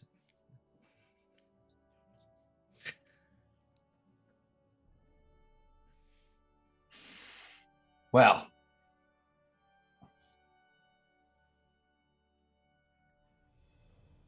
yeah. I just put it in my pack until okay. Eliana asked for it. Fantastic. Good fucking luck with that one. Okay. So, you continue making your way back in. You feel the calmness of returning to Estoria already washing over you. Your memories flooding back to your last time in the city. Well, at least the good parts of your last time in the city. Baths, massages, plenty of hors d'oeuvres and drink. And as the sun sets in front of you, that is suddenly washed away as three shapes quickly cross it. They circle, you watch as three in the distant skies you can make out three winged forms circling the city, sun shimmering off their scales. You realize these must be some kind of young metallic dragon. It's hard to tell with the way the light is hitting them. But they land and descend into the city. aggressively? That seems calm. Though the mountain obscures the exact nature, it seems like a steady descent. And no roaring or screaming is heard afterward. Yeah, I'd keep a And then good firm grip on that javelin. Mhm. Yeah, like I think Leo kind of rushes because I think he wants to get a closer eye after what Mikro said, that they were something else, not living. And so he wanted to go see the dragons for himself. Well, hurrying on into the gate, you are, of course, let into the city with haste. The teenagers themselves just barely funneling through before you all come, And do you want to head up immediately to the palace? Or is there anyone else you want to stop first? If we don't go see Pythor first, he's going to come find us much more loudly. Yeah, wherever those Durgans dropped. Yeah. Best guesses would be the palace. Or honestly, anywhere along this line. Somewhere up there. We'll probably get both our questions answered. All our questions. Well, rushing up the stairs, I imagine, with new haste and concern, you enter into the courtyard beyond the temple of the Dragonlords, and you see, firstly, 3 young copper dragons with the insignia and colors of the city of Mitros, familiar more closely to some of you than others. Pythor is, of course, standing at the front of a group of his guards and advisors. Happily, he seems to be smiling and proffering about his with hand, waving off a question as a unhelmeted man in with a sword at his side and shield at his back, helmet in his arm, seems to be nodding along, but quickly turning and making eyes with all of you as he hurries over. And he stands at attention. My name is Captain Tarkan. We have come on the behalf of King Acastus to escort you to his palace. He wishes an audience with you. Here's a picture of King Tarkan of Antiades, who one of you knows.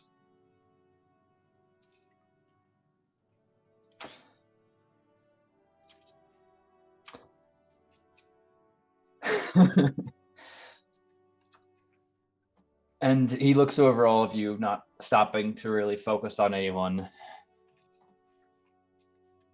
I understand you've had a long journey, and there is much you likely need to recover from, but the sooner we can get you back to the city, I believe the sooner we might be able to save more lives.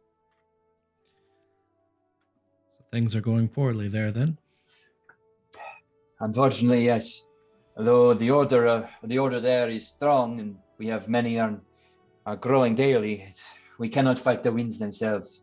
Sidon has sent hurricanes against the city, trapping us in with lightning bolts and turning the seas to daggers. If something is not done soon, I fear for the worst, as does the king. Hence why he has asked for your attendance. Theranos will look over at the others. I mean, we have at least a couple loose ends to tie up here, also. But we can't let Sidon's rage go unchecked. I am kind of afraid I must insist. You see, the king is not He would not accept our return without you. But as I said, you are recovering and in need of rest, so take the time you need, and we will bring you back when you are ready. But I urge haste. Don't go anywhere. I don't think we'll be gone that long. No, nonsense! You hear behind you as Pythor comes and claps Captain Tarkon on the back, and you can see the man's entire form shifts forward. It's not every day I have some Dragonlords in the castle, you know? Such fine mounts, my goodness. You must stay. A few days at least. Have a drink, enjoy yourselves. Let me show you the wonders of Estoria, and let me tell you about how we saved, well, these fine folks saved the city and my daughter. You have to meet Enora. Gem she is. Oh, hello. Almost didn't see you there. I think maybe you are there, right? Had a voice in my head telling me you'd be here. That was you. Yes, you. Hello. Points at Eliana. Mm-hmm. Good job. The voice thing. It's very good. Are you still drunk from yesterday? No. I got drunk again. This is new drunk. Totally different drunk. And I was just kind of like whisper. I don't think there is another. Like, I think he doesn't get a new drunk. I think it just slowly wanes and then it just builds back up. So it's more like a cascading hill. Nah. Well, either way, I need to entertain my guests. And you all need to recover, or something. You say recovery. Always good to get a good, strong rallying point, and Estoria is honored to offer it. Ha! It. So we have the horn. We relit the forge. Oh, I have a amulet to pick up somewhere. Yes. The angry little fella came by. Dwarf, I think. One of my fathers. He had some things for you all. At y'all. his temple? Oh, yes. I tried to get him to come up here, and of course, excellent for drinking companions. But he wouldn't have it. On business, he said. Well, here, if you want me to take the horn, I plan to do something out here this evening anyway. So I can go pick up the packages. Thought we were only expecting one. Couldn't tell you. I'm gonna go entertain my kid. He'll just grab and start. I can't. And he just grabs the back of his breastplate and like hoists and just carries him off. Oh, don't worry. I'll get a few drinks in you. You'll be lively. It'll be fun. Tell me, you ever played pool pong? Oh. And he'll march off, and like the other two will look back to you and then just follow. I will be here if you should need us or chosen, and they'll make themselves scarce.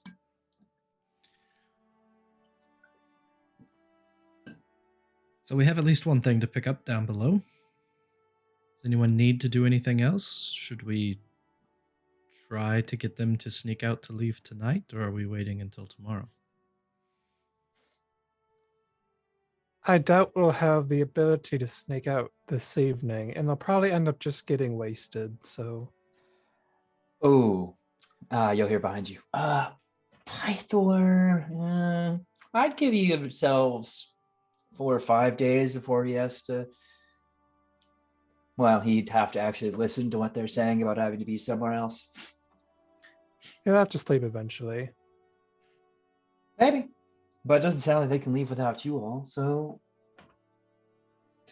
just a thought, in case you want to go off and be heroes somewhere. Just not making notes. Well, what task do we have left here? Oh, did you actually forget? Or here? No, nothing. I mean, return the horn eventually, I hope, but up to you. Could be nice. Good novelty thing, I guess. Kind of gets weird around that part of it in her speech. But you also have to go and recover. Well, you have to go in the necropolis, of course. Oh, that's right. I forgot that completely. Yeah, no, really fun. Lots of dead people.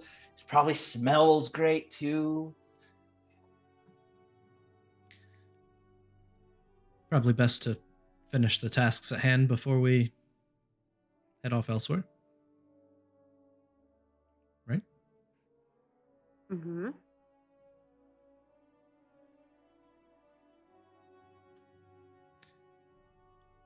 I mean, up to you all, but I'd hope you'd have your labors done before getting on to other things. I like to finish my food one at a time.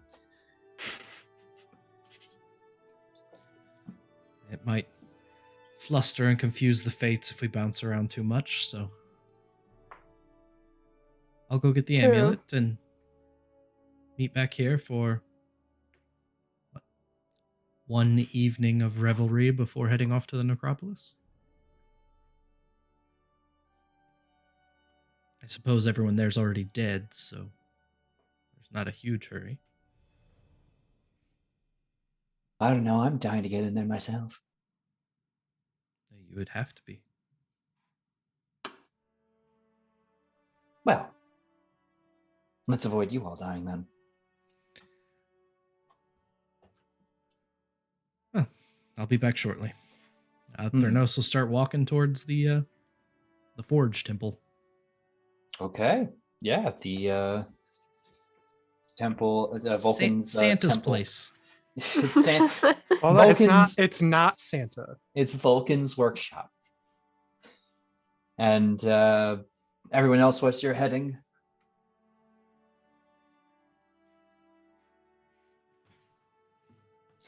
Here's I was gonna ask, like, are we all going to everything together, or are we splitting the party for the group? I don't know. Estoria. What's the worst that could happen?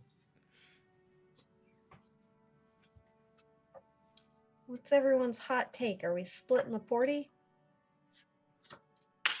Well, I mean, I I thought don't there was think- going to be short errands, and then It's just we're short gonna group errands. up. Yeah, it's just Yeah, like yeah. I don't think it takes I- all of us to go pick up something from the forge. Yeah, but I like, think feel like Leo. Yeah, go ahead. I was like, maybe like we should all be there to return the horn, but like that's the only one that I think that would take all of us.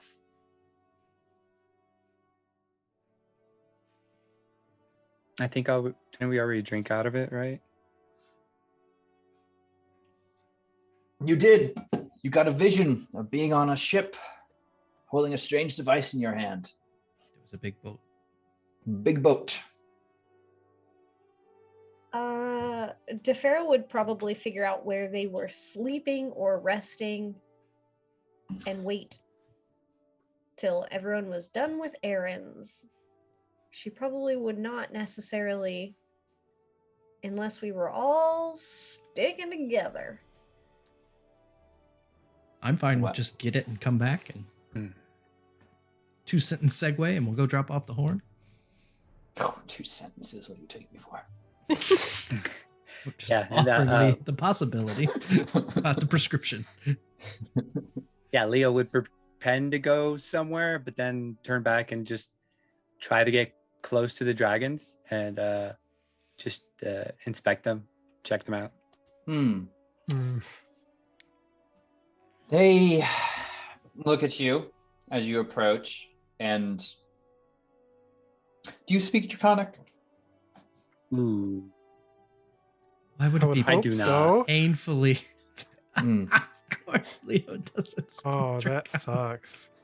It was, he's bad at homework, and languages wasn't his strong suit. These dragons are nearby, right? Yeah, no, they're just chilling out in Oh, the good, courtyard. because I speak Draconic. Mm-hmm. No, it doesn't. Well, technically it doesn't really matter because they don't say anything. Oh, boo. Not yet. Well, you will hear. What is this one doing? I don't know. Looks like he wants to touch you. He's wearing the old armor. Not our armor, though. Different, maybe. Do we eat him? No. No, he's asked to eat everybody. What's wrong with you? And they'll lower their head, and you'll hear a light growl in Draconic, but in return, what do you want, Ryder? Did they say that in common? Nope. Draconic. Okay. They, I think he just sticks out his hands like I mean no harm. I just wanted to meet some new friends. You see like this kind of like quiz, like eye squint, and then looks back at the other two, who just also share the same squint. And as you're holding up your hands, Mikros is also like extending out. And, these other ones smell wrong too. Still wrong? That's not good. But they seem nicer. Nicer, maybe. I don't like them. Feel empty. Okay. Yeah, and then I think Leo puts his hands down and stuff, and then kind of just crosses his legs, and then just sits down and just watches them. The dragons will like watch you for a moment, then look to each other, and then just kind of turn away and just all curl up elsewhere. This one is strange. He looks at us strangely. Well, maybe he just looks at you strangely.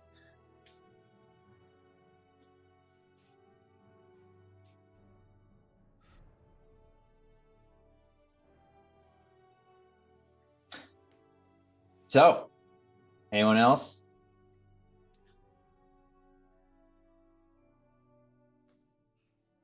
Can you refresh my memory? The Hornable Mitra, Yes. does that go to the temple? It would be returned to the Dragon Shrine, is where it was traditionally held. Okay. Then no, I just gotta wait for our courier to grab his mail. Okay. Well, let's jump over there then. Thranos, making your way through the city. As you do, you'll notice that a lot of people are obviously stopping and, taking notice of you, and they'll clear the way for you, honestly. And, if you're moving with importance, with the purpose in your step, rather, they'll make sure that is completely clear. You don't have to bump into anybody.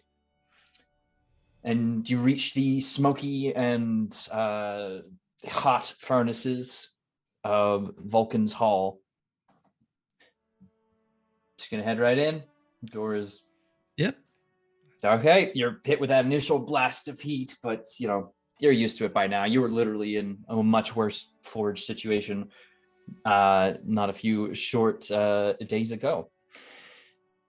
But within a number of doors, less so than you might recall, but still a good number, work the forges and tools, crafting weaponry and farm equipment and other knickknacks.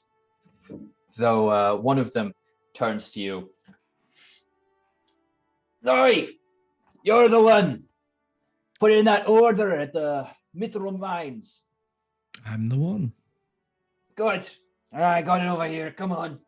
And he'll motion you over towards a table that seems kind of almost to be like an office the closest thing to an office in this whole thing with some scattered paperwork around.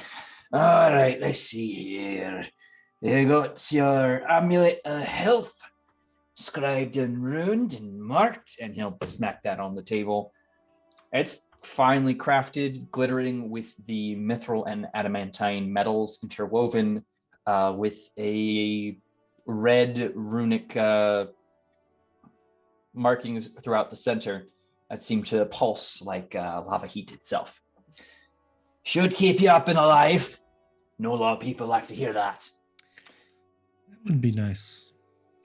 Yeah, oh, I got a note as well. Let me find it. And I'll scamper around.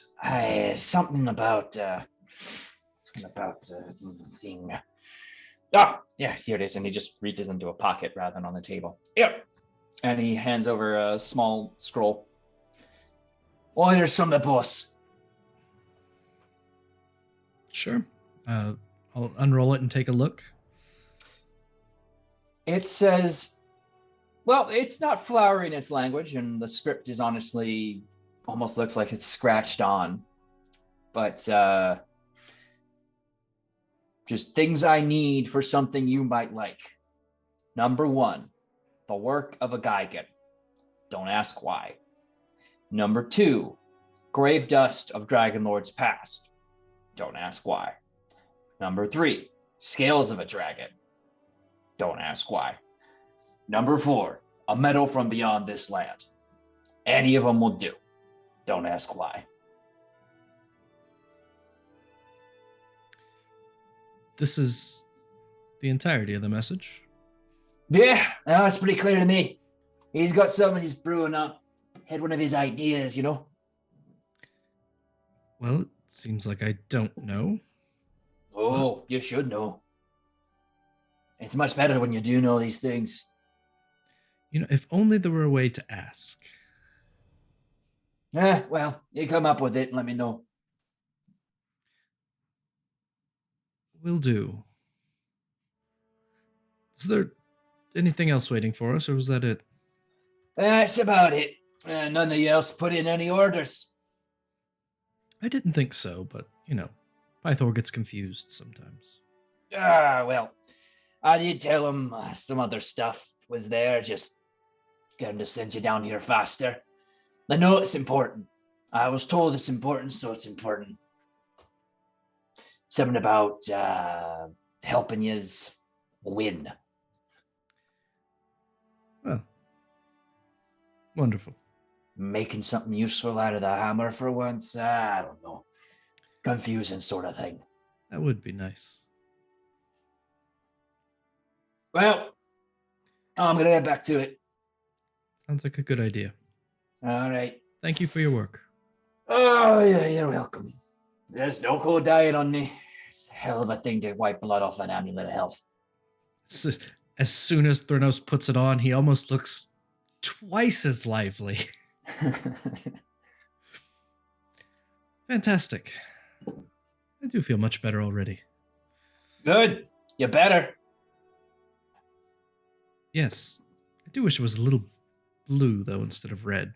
Just wander off. Get back here a second. And he goes and he grabs it off your neck and just heads over the forest, and you just like... Please stop. I feel very sick right now. And he tosses it back to you with a blue light. How did hitting... You know what? I'm not going to ask how. Trade secret. Unbelievable. There's probably going to be a party tonight, so if any of you are off, up to the palace. Guests of the chosen. I think about it. Got plenty more rock gradient blues to add on to things. Everyone likes blue. Blue's a very nice color. Well,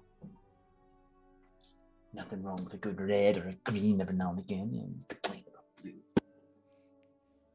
Anyway. And I walk back. With twice as many hit points as I had when I walked down there. Oh my goodness. All right. So, returning to the top, you find yourselves, I assume, at the entrance to the Dragon Shrine.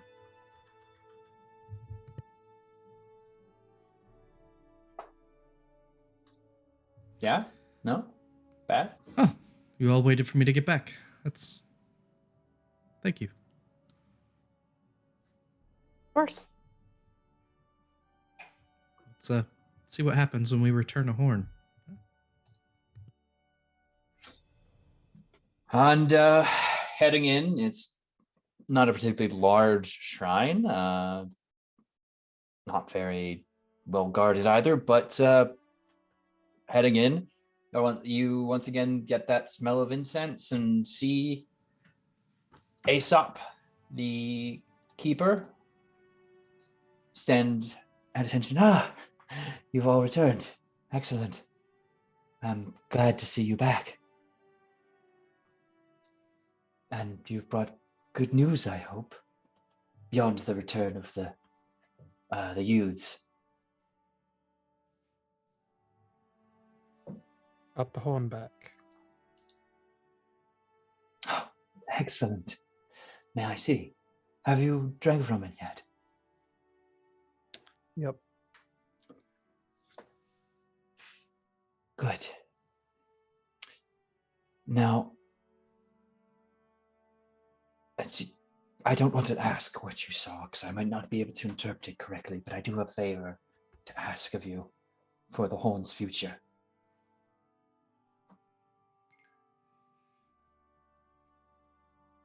A favor? Yes. Oh, hopefully nothing too great. You see, if anything, this event has proven to me that the horn can't remain here. It would be much safer in proper hands, and while I don't doubt your abilities, I would ask if you could get it to the Queen, Dimitros, Valis, the goddess of wisdom. I'm sorry, I'm prattling.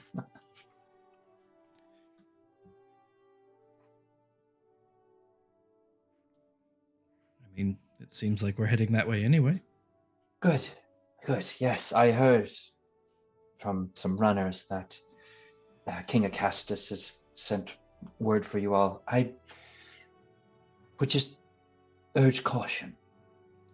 Acastus will likely try to claim the horn as evidence of his own rejuvenation or revival of the Dragonlords. You can't let him have it. Only Valis may have this. Only give it to Valis. Yes. Why would he seek to claim it? He seeks to establish himself as the new leader of the Order of the Dragonlords. It gives him power. It seems that he has his own group of dragons and dragon riders. It makes sense. He has his own. A mighty beast from all accounts. But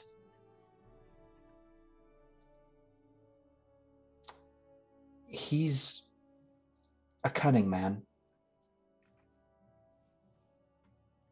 Unfortunately, that will avail us little against the power of the Titans.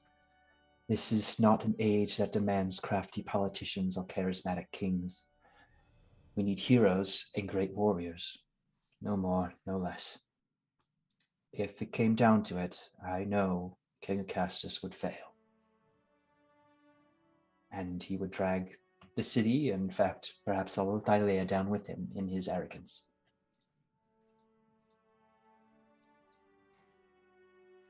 Well, can't have that happen. Yes, well, it would hardly be the first time that an Archelander oversteps himself.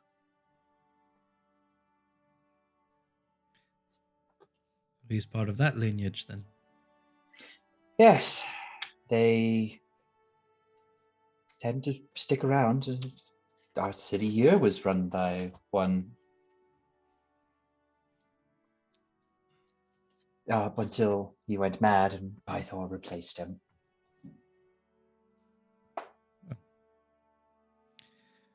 Guess we'll have to keep our eye out for Arklanders then. As one always should. I am sure there are good branches to the family, but I have seen little of them.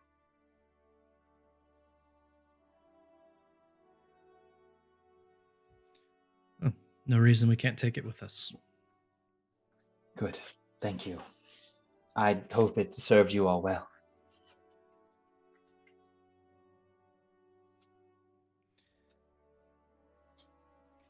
Please don't let me hold you here. There's little more for me to do here other than continue on as I have.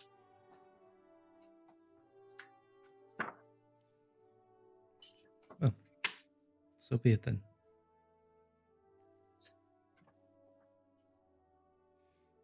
There is a party if you're not doing anything tonight, though. And Theranos will turn around and leave the temple.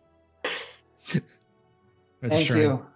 I think perhaps I might try to attend at least.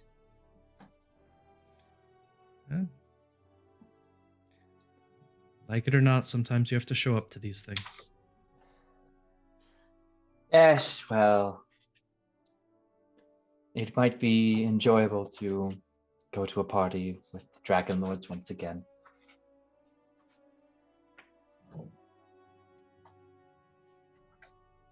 I'll see you then. I will. Theranos heads to the party.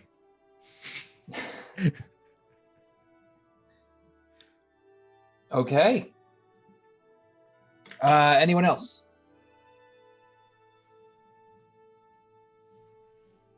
I mean, I would head back as well if we were all heading back to the palace for a celebration. Defera would follow.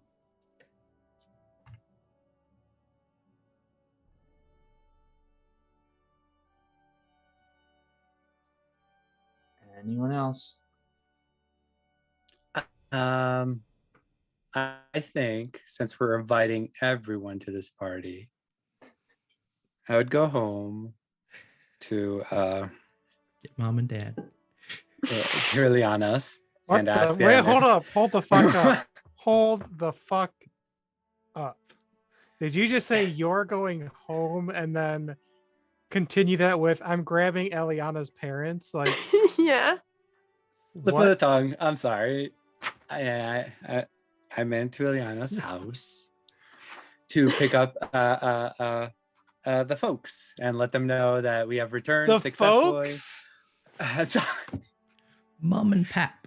Listen, Tony's not gonna be happy with any of this, so just do it. Yeah.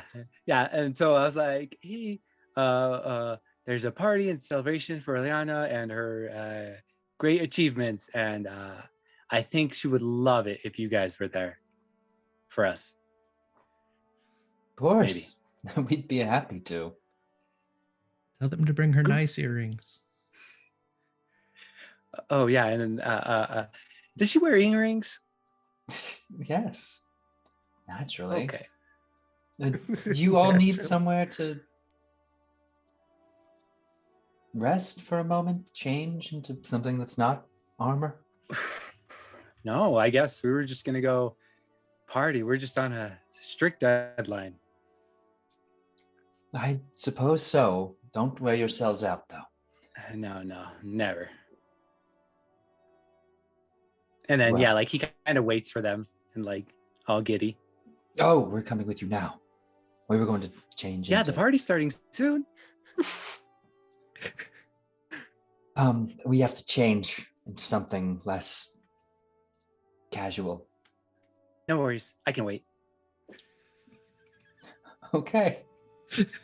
Oh my god. I love Leo. Do you So have any much. cookies? Stop! No. Jesus. As he sits in the living room eating cookies. Bitch, They- those aren't yours.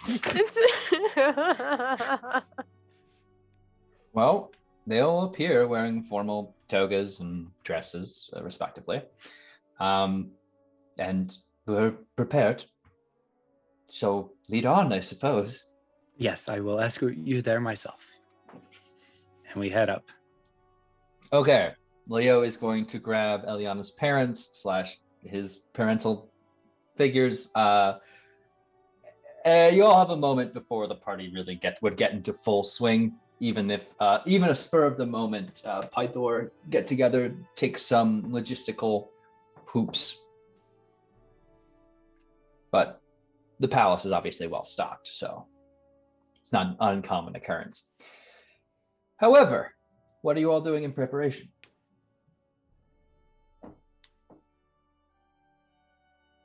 I mean, probably washing all of the like forest debris and anything else that we just walked through off. It's a fair point. You are, of course, offered baths within the palace and Yep. rooms, and servants will attend you and offer to bathe you themselves. Oh, that's okay. We insist. We are well prepared. They offer oils and soaps. Well, not soaps, but oils and fine smelling yeah. liquids. Okay.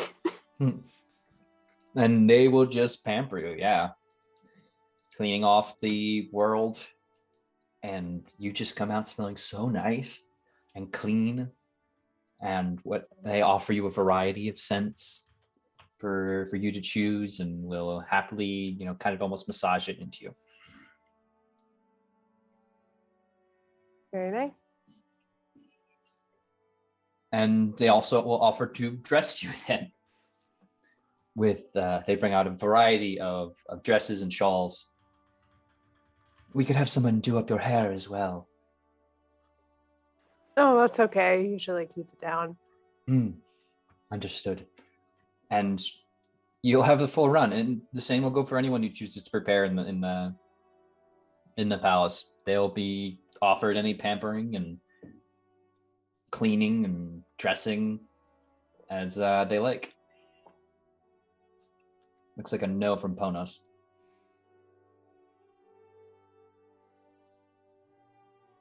It's a shame. Those servants are really eager to get you into a toga. At the very least, to wear some pants. Not even a loincloth. It's just a servant that follows Ponos around with a pair of pants in case he changes his mind. Just like kind of like a skirt thing to quickly throw on around. Are you sure? Mm-hmm. You get a sense that he's starting to follow you around as if to block your view from some notable guests of your nether regions, Walking around with like a big black strip that just holds. Mm-hmm.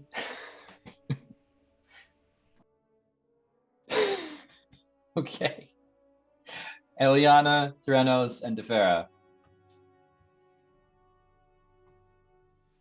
Oh yeah, Thurnos has the get pampered side. Good. And would you also be approved to get dressed up nicely in a toga praetexta, perhaps? Exactly. All right. Has a real tie and everything. Not No quite. clip-ons. No clip-ons, but you certainly get shawls in some lovely colors and just rich, fine cloth that just feels like heaven on your skin compared to armor and grime. You have it in blue. Oh, of course. Of course. And they'll clear off and procure some blue colors for you. Yeah. Javera, Eliana, don't make me call out on you. Call one of you out. Jeez. Oh, well, all right. I tried. Defera would she would take a bath and willingly accept the help with all of it and get dressed. They'll give you a little bit of berth around your head, as mentioned. We aren't quite proficient at managing your style of hair. Is there anything you would suggest? I'll handle them. It's fine. course.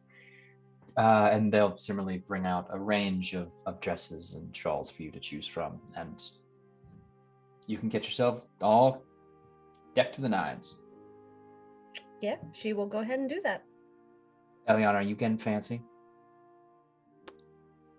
Not for the party. I had planned to go to the temple to do one of the deprivation chambers. Oh, yeah. You head over to your old temple and Mistress Eliana, it is good to see you again. Oh, sorry, Chosen. Eliana's fine. Of course. Please, it's been some time. You must want to rest. I don't know why you'd have to bother with us. I'm not sure what you mean, bother with you, but... Oh, well, I'm sure you're busy with other things. But we appreciate you being here nonetheless. Are you not going to Pythor's celebration? We will send a representative group, but I myself will remain here.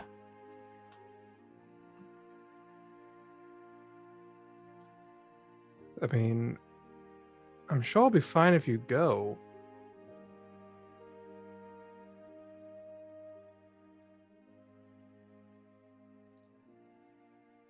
I don't doubt it'd be fine if I attended, but I fear I'm a bit beyond my years in regards to parties.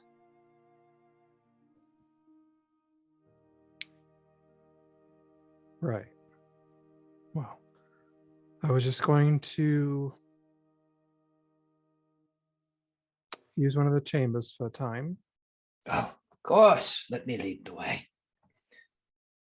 And he moves now, obviously, with a lot slower pace than you might have remembered last. And memories of him being much more chipper also hits your mind. But he guides you to a chamber. Please.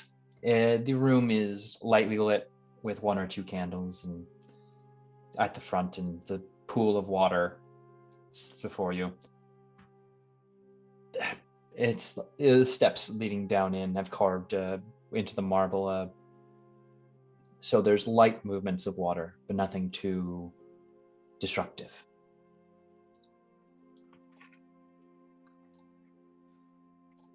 Yeah, she'll kind of clasp at her amulet, trying to think real hard about Gran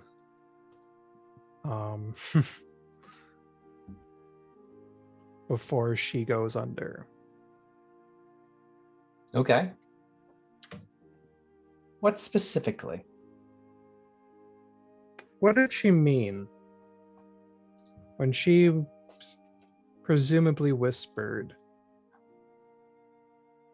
that he calls for you, yet labors must yet be done?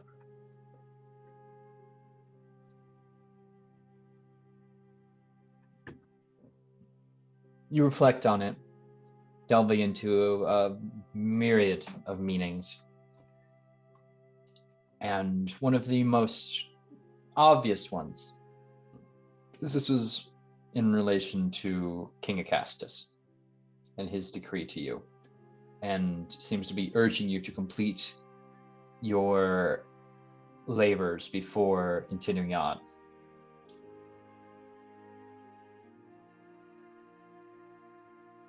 Differently, though, you're reminded of someone you knew a long time ago, and how at the end of this, at the end of your journey, however that shapes out,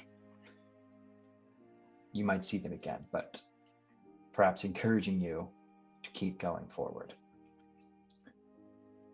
Alternatively, it could have just been the wind and your own mind fatigued from travel. but you have no reason to doubt the voices in your head just yet.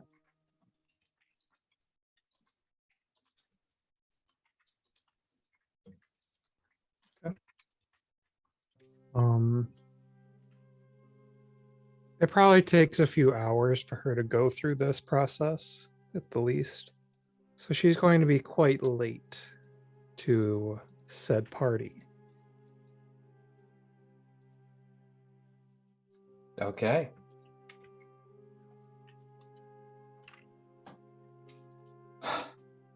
So you all arrive, and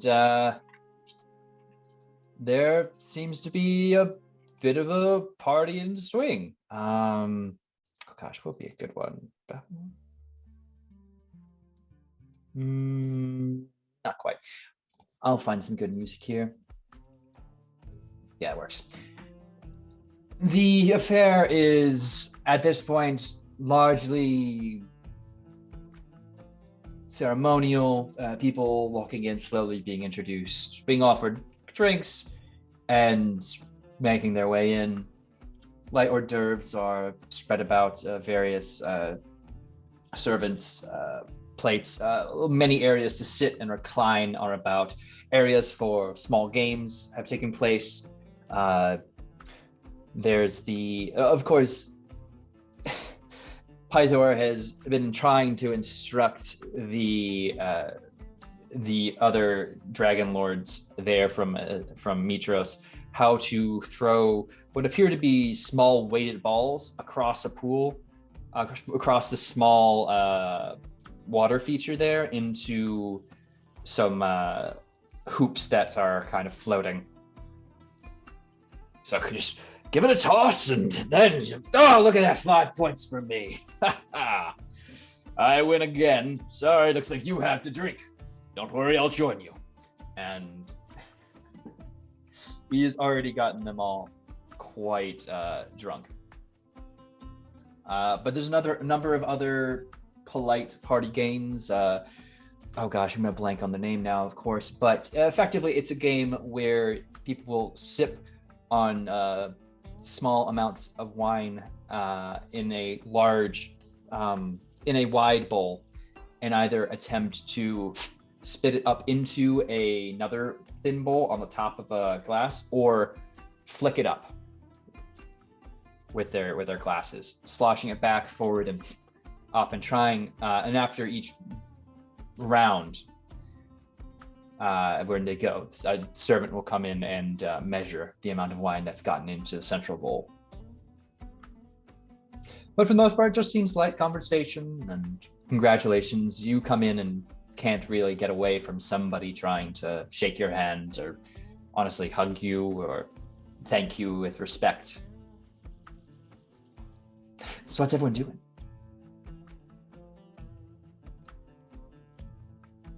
I don't know. Are there any games with squares? There do seem to be some older folk seated at some tables, and they rub their chins and drink their wine and will munch on some snacks put at another side table next to them as they move small pieces and seem to roll small, even smaller objects. Say about 20 squares on that game. Mm-hmm. Does that corner just seem like quieter than like everything that's going on? Much quieter. The conversation is much more relaxed. I would probably like kind of gravitate over there then, because I don't know, all the like hugging and handshaking and all that's just a whole lot. Mm-hmm. Oh, of course.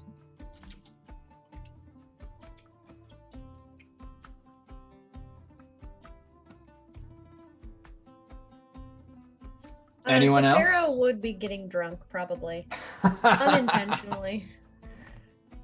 To cope with the social awkward and the people talking, she would consistently have wine in one or both hands. Would attempt to channel all of her historically known politeness that she was brought up in, but would definitely consistently be drinking in an attempt to just not,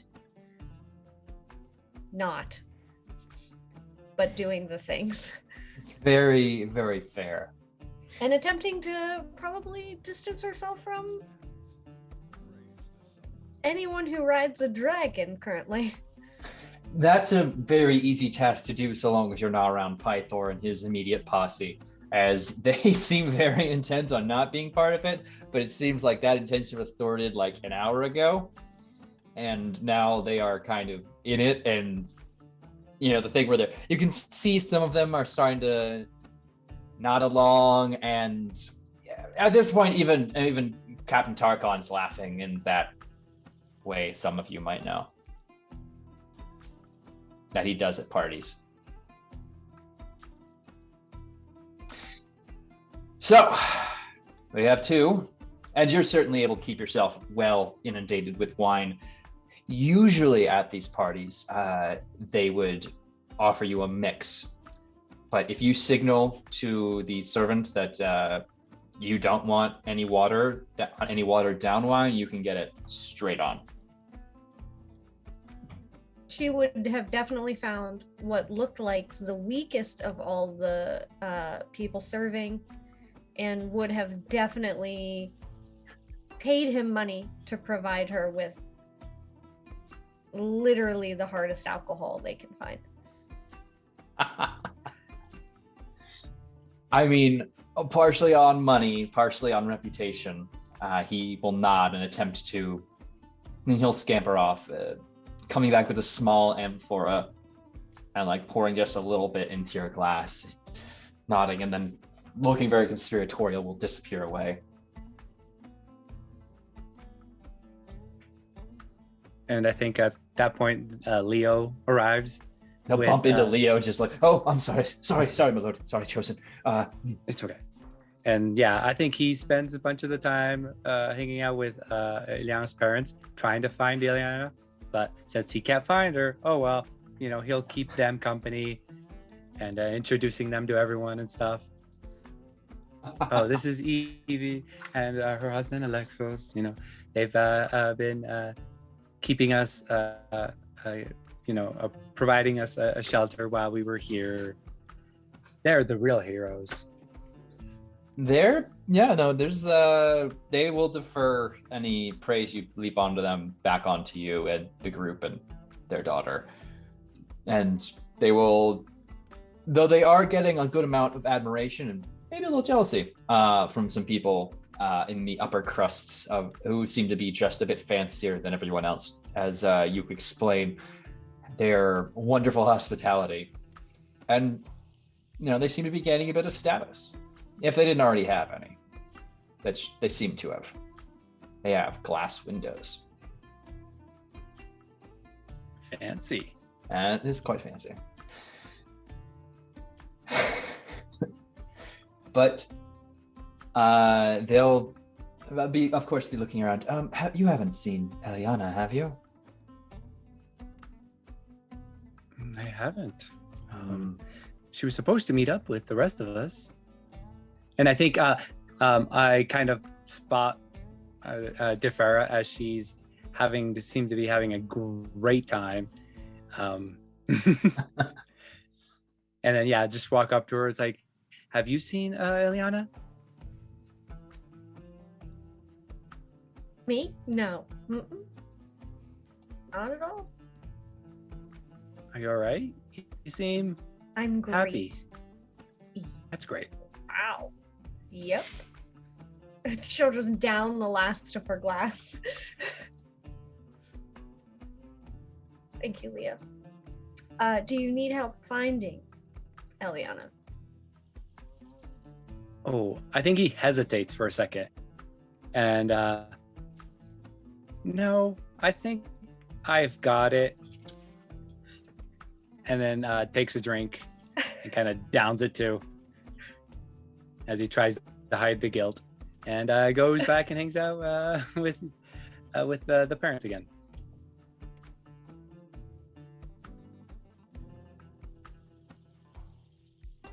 Okay. Well, I will note, Defera, if you do sip from that, you will immediately be put effectively in a poison condition as that hits you like a dragon. You don't know what it is. It had no markings on the amphora that you could see, but you are like effectively good for the night if you want to be. Yep. Yep. I wasn't expecting a poison condition, so yes.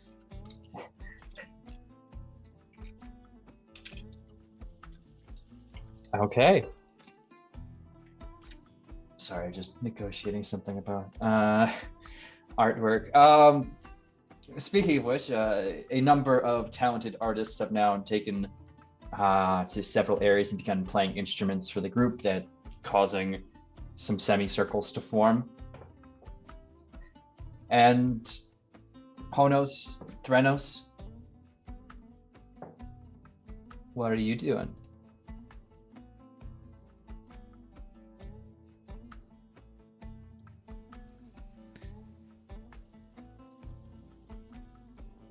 Threnos is dancing awkwardly.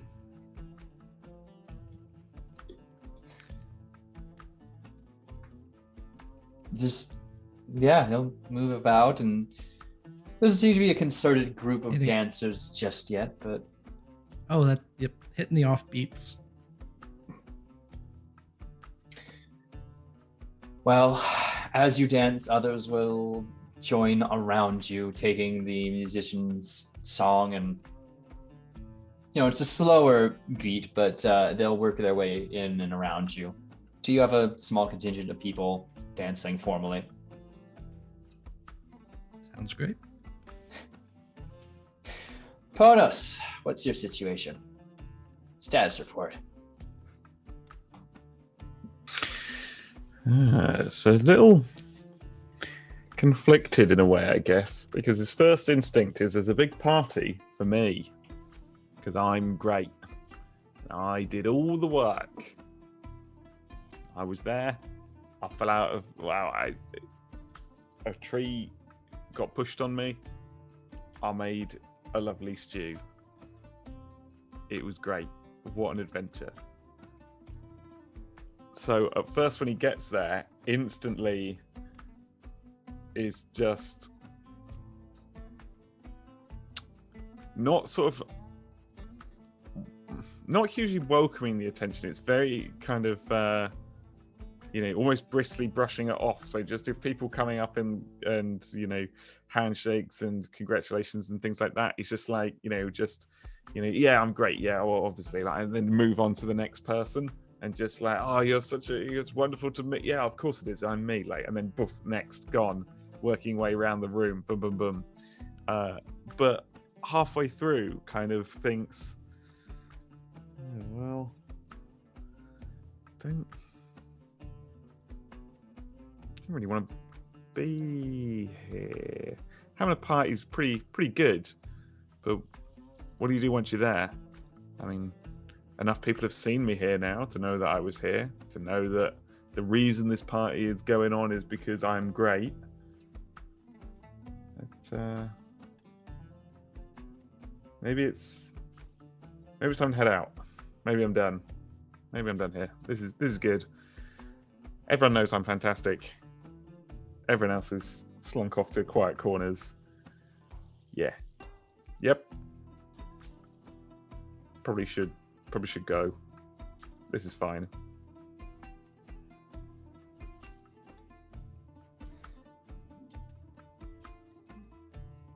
Well, I would say as you're getting ready to leave, you'll feel a hook on your arm with a surprising amount of strength. Oh, no, you don't. You're not running from your own party, especially if I can't. And Kira will haul you back. Look, no, none of that. You don't have to talk to anybody. You just have to be here and soak it in. Like doing nothing. Micromanaging. It's almost like talking to people is the easy bit, and the soaking it in bit's the bit that sucks. Yeah, well, so I was getting stabbed and thrown at by strange creatures, getting turned to stone partially, maybe eaten alive. I guess we have all of that to come, but fine. I will. Hopefully. I don't know. I'll get my portrait done or something that something that makes me look good. Did you look good? Come on. Hey, if nothing else, the others need you here. The others are barely here. I haven't seen Eliana all night. Defera is literally horizontal. Yeah, I don't know what she got, but I Leo's got assume... himself a menage a trois. And no one I'm needs me dancing. here. This is fine. I'm having a great time.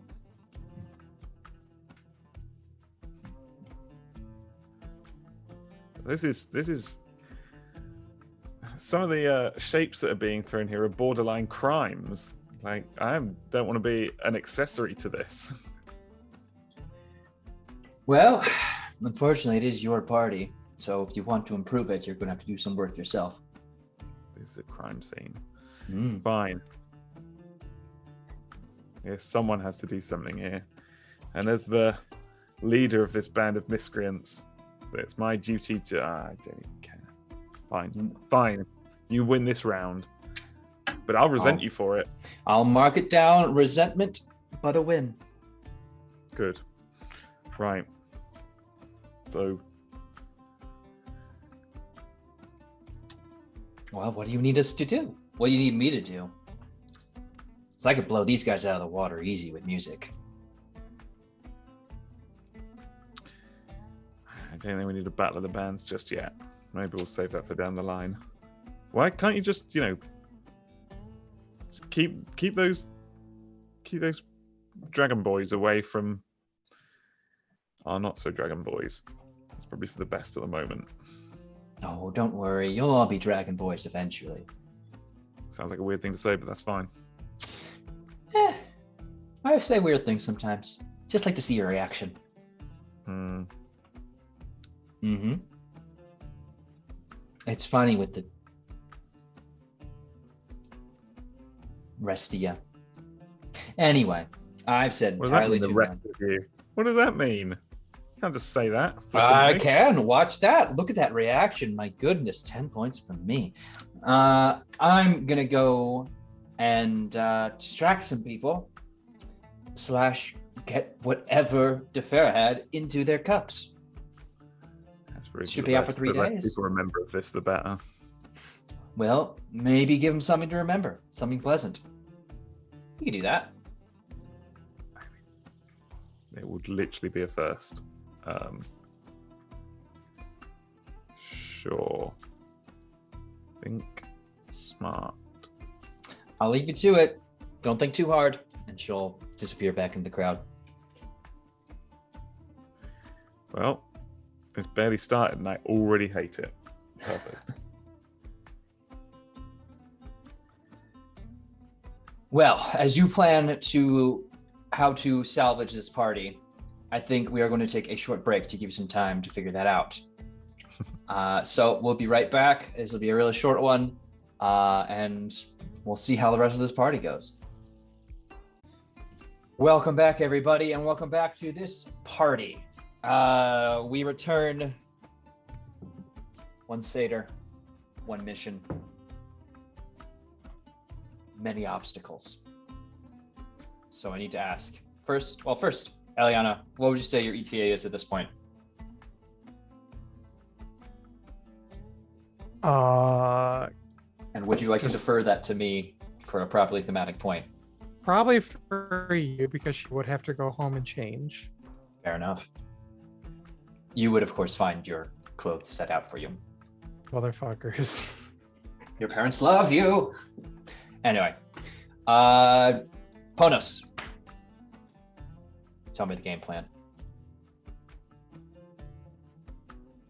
Okay. This is the plan. You're at a party. How do you make yourself the coolest kid at the party? I don't know the answer to that. And explain a Okay, lot change about the me. word party to prison. Are you? There's a god at this party. Are you? What is your plan? He's drunk, or soon will be. This is true. So you got to think smart, but not too smart. And to be the coolest kid at the party, you've got to beat up a god. But problem is, he's all full of muscles. And Panos is perhaps not so much. But it's also not filled with ethanol, much like everyone here seems to have been drinking. So it's not super boozy. But maybe we can beat him at something he's not good at in the first place. Like, I don't know, dressage or something. But we'll work it out. We'll work out that later. But that is the game plan as we're rolling with it. We need, or specifically, Honos needs, to create some sort of visual extraordinaire party fantastico story of a lifetime to beat a god in a way that a god is not going to get pissed off and be vengeful, but see it as a bit of a laugh and fun that I can easily win at.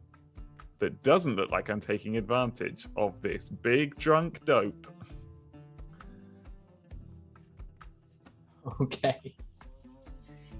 So you're just creating a spectacle. That's Just plying him with booze at this point. Every guy that's like, you know, or going past with trays of whatever or serving wine, I'm just like grabbing by the scruff of his toga, like pulling him in and being like, see that guy over there, the big one, the godly one? the king. Yeah. Yes. That's where you're going. Oh, of course.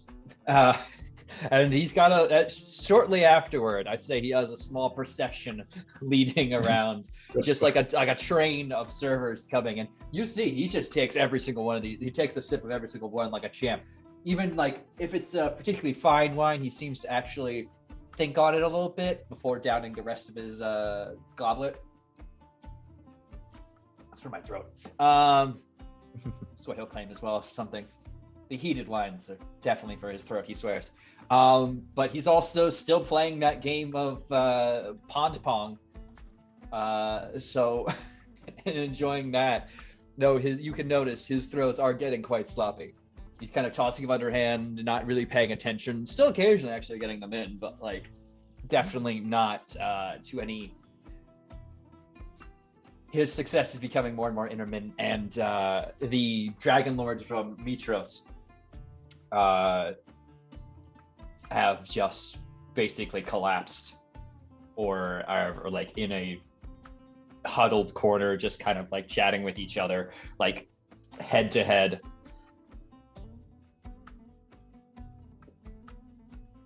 Perfect. So he is sufficiently imbibed. If the limit does exist, Pythor will find it. Mm-hmm. The limit does not exist. The rules bend when you're a god, I guess. Or when you're a problematic drunkard. I mean, it's one and the same. Fair. So, you do see him progressively getting drunker and drunker, more drunk. Mm-hmm. And do you approach at this point? Or you have something else you wish to enact first? No, I think we're good to go. I think we have a plan. All right, you enter. To Pythor, god of battle.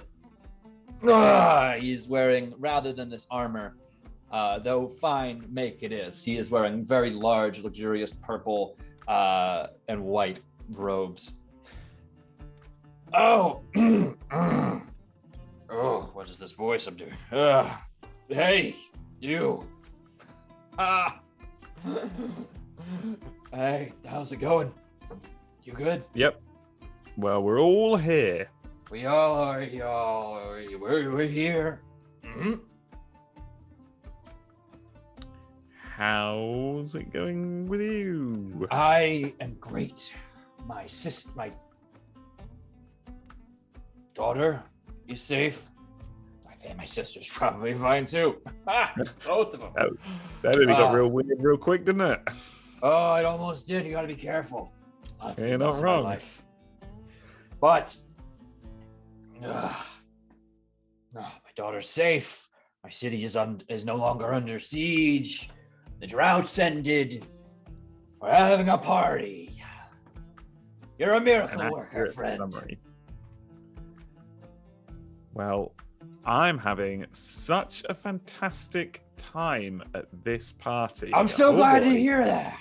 Yeah, it's happening. So I thought, look, everyone's a bit like, it's a bit sleepy and it's starting to die down, but it's still early, right? Of course. It's barely begun. Now listen, you and me, we're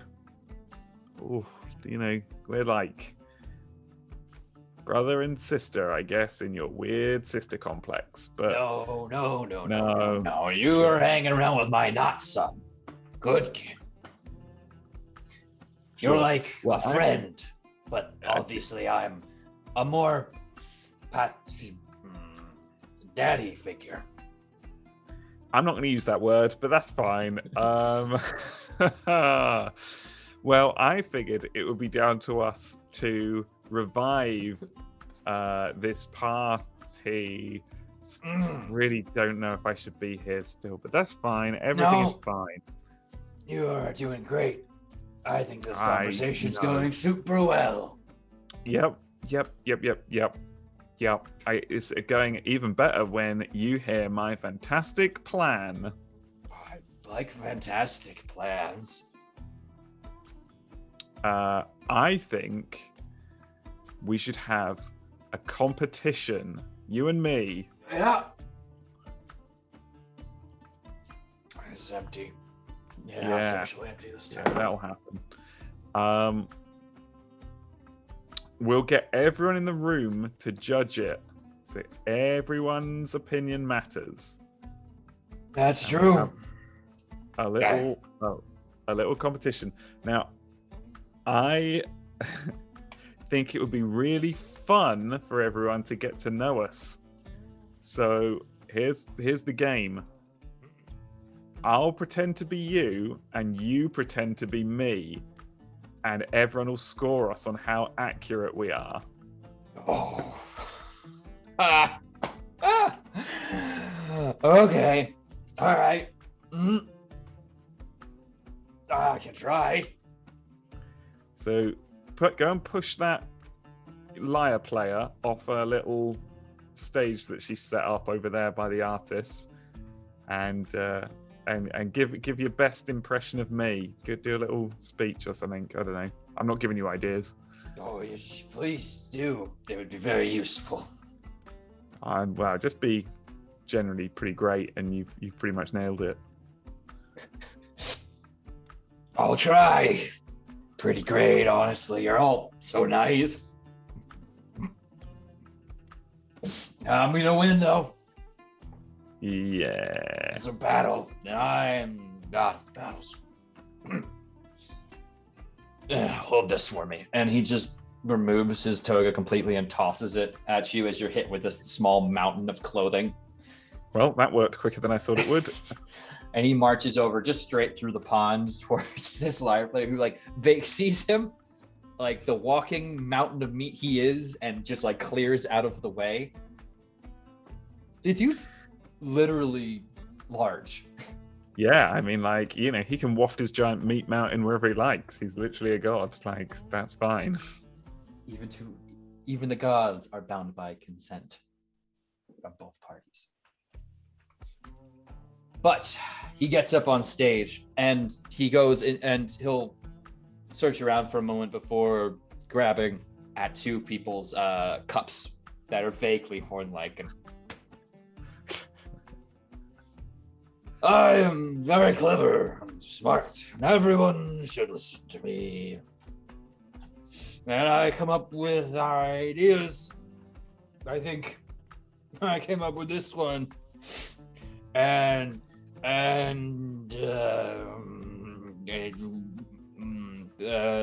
Honora doesn't like me very much.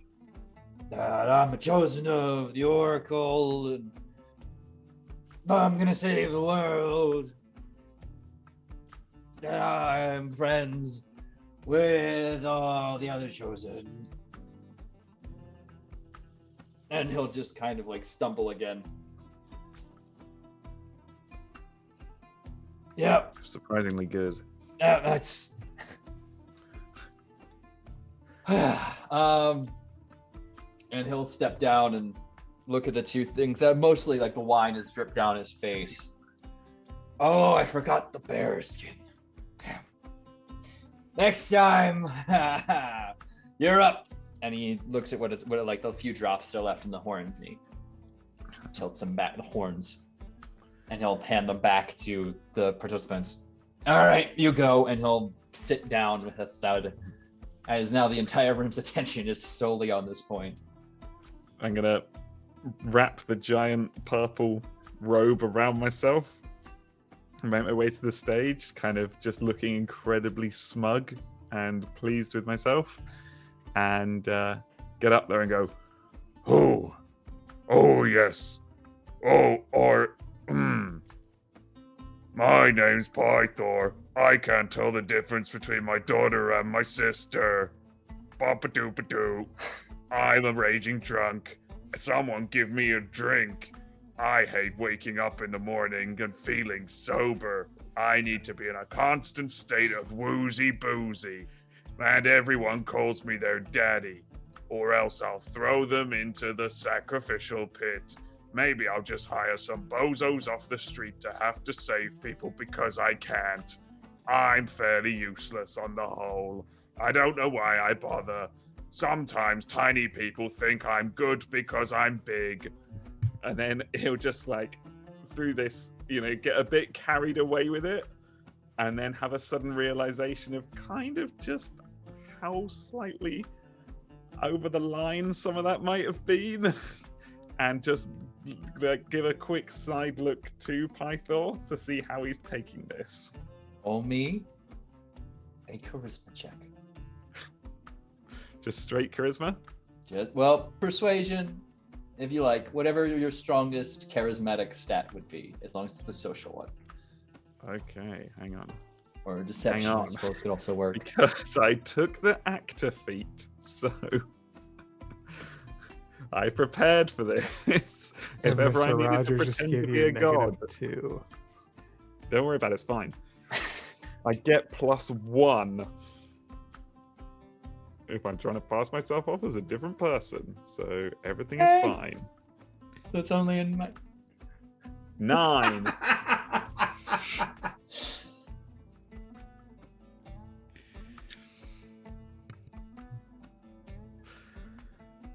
You're just gonna watch as Pythor sits there and like, that wasn't very nice. In fact, a lot of that was hurtful. And My name's Pythor, and I don't let people finish their turn properly. And he'll just nod and just kind of get a little bit more red-faced, but like, Despite all of my forthcomings and weaknesses, I am still man enough to admit that I have faults. Despite all of these things that people can see in me, I still have followers. People believe in me and the gods. I have a temple, and I have people that serve me, not because I force them to or pay them, but because they wish to follow me and the things that I stand for. I have values, and people like to be upholding of them. The chosen are here at my party that I threw for them because we're super good friends. And although I said some weird stuff that one time, it was all in jest. I'm proud of them the same way they're proud of me. the same way, my followers are proud of us and all we have achieved. And I'm a big hunkin' meat man. That's the Pythor guarantee. And then I'll take the same 2 cups and blop them on over my horns, and then just.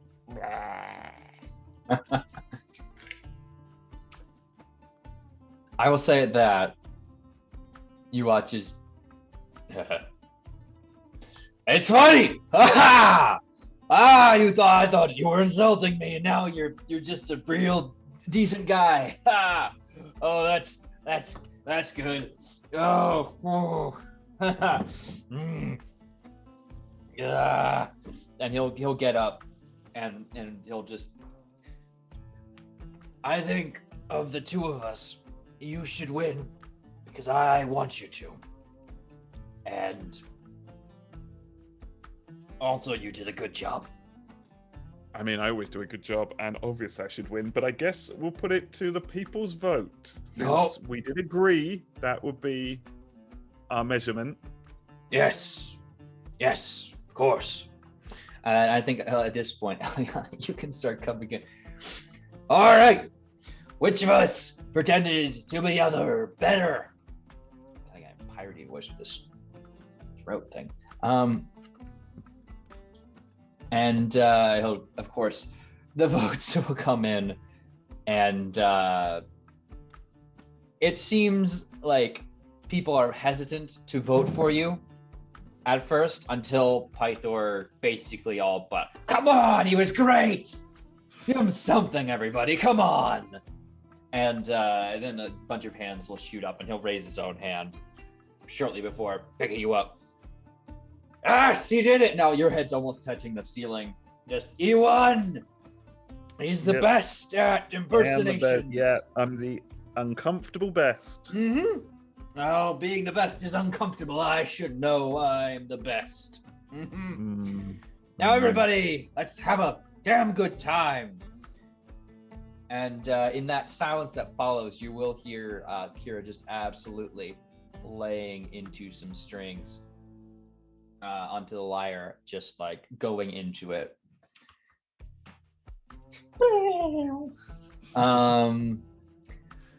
But quickly, what is everyone else doing this moment? So now the party is back in full swing. Is there anything else anyone needs to do? Thrynos from the beginning never stopped dancing. Yeah. Okay. Defera definitely stopped dancing during that scene and just stood there drinking to see how it was going to go. And then about a quarter of the way through started dancing again with Thrynos. Well, I can think of no better way.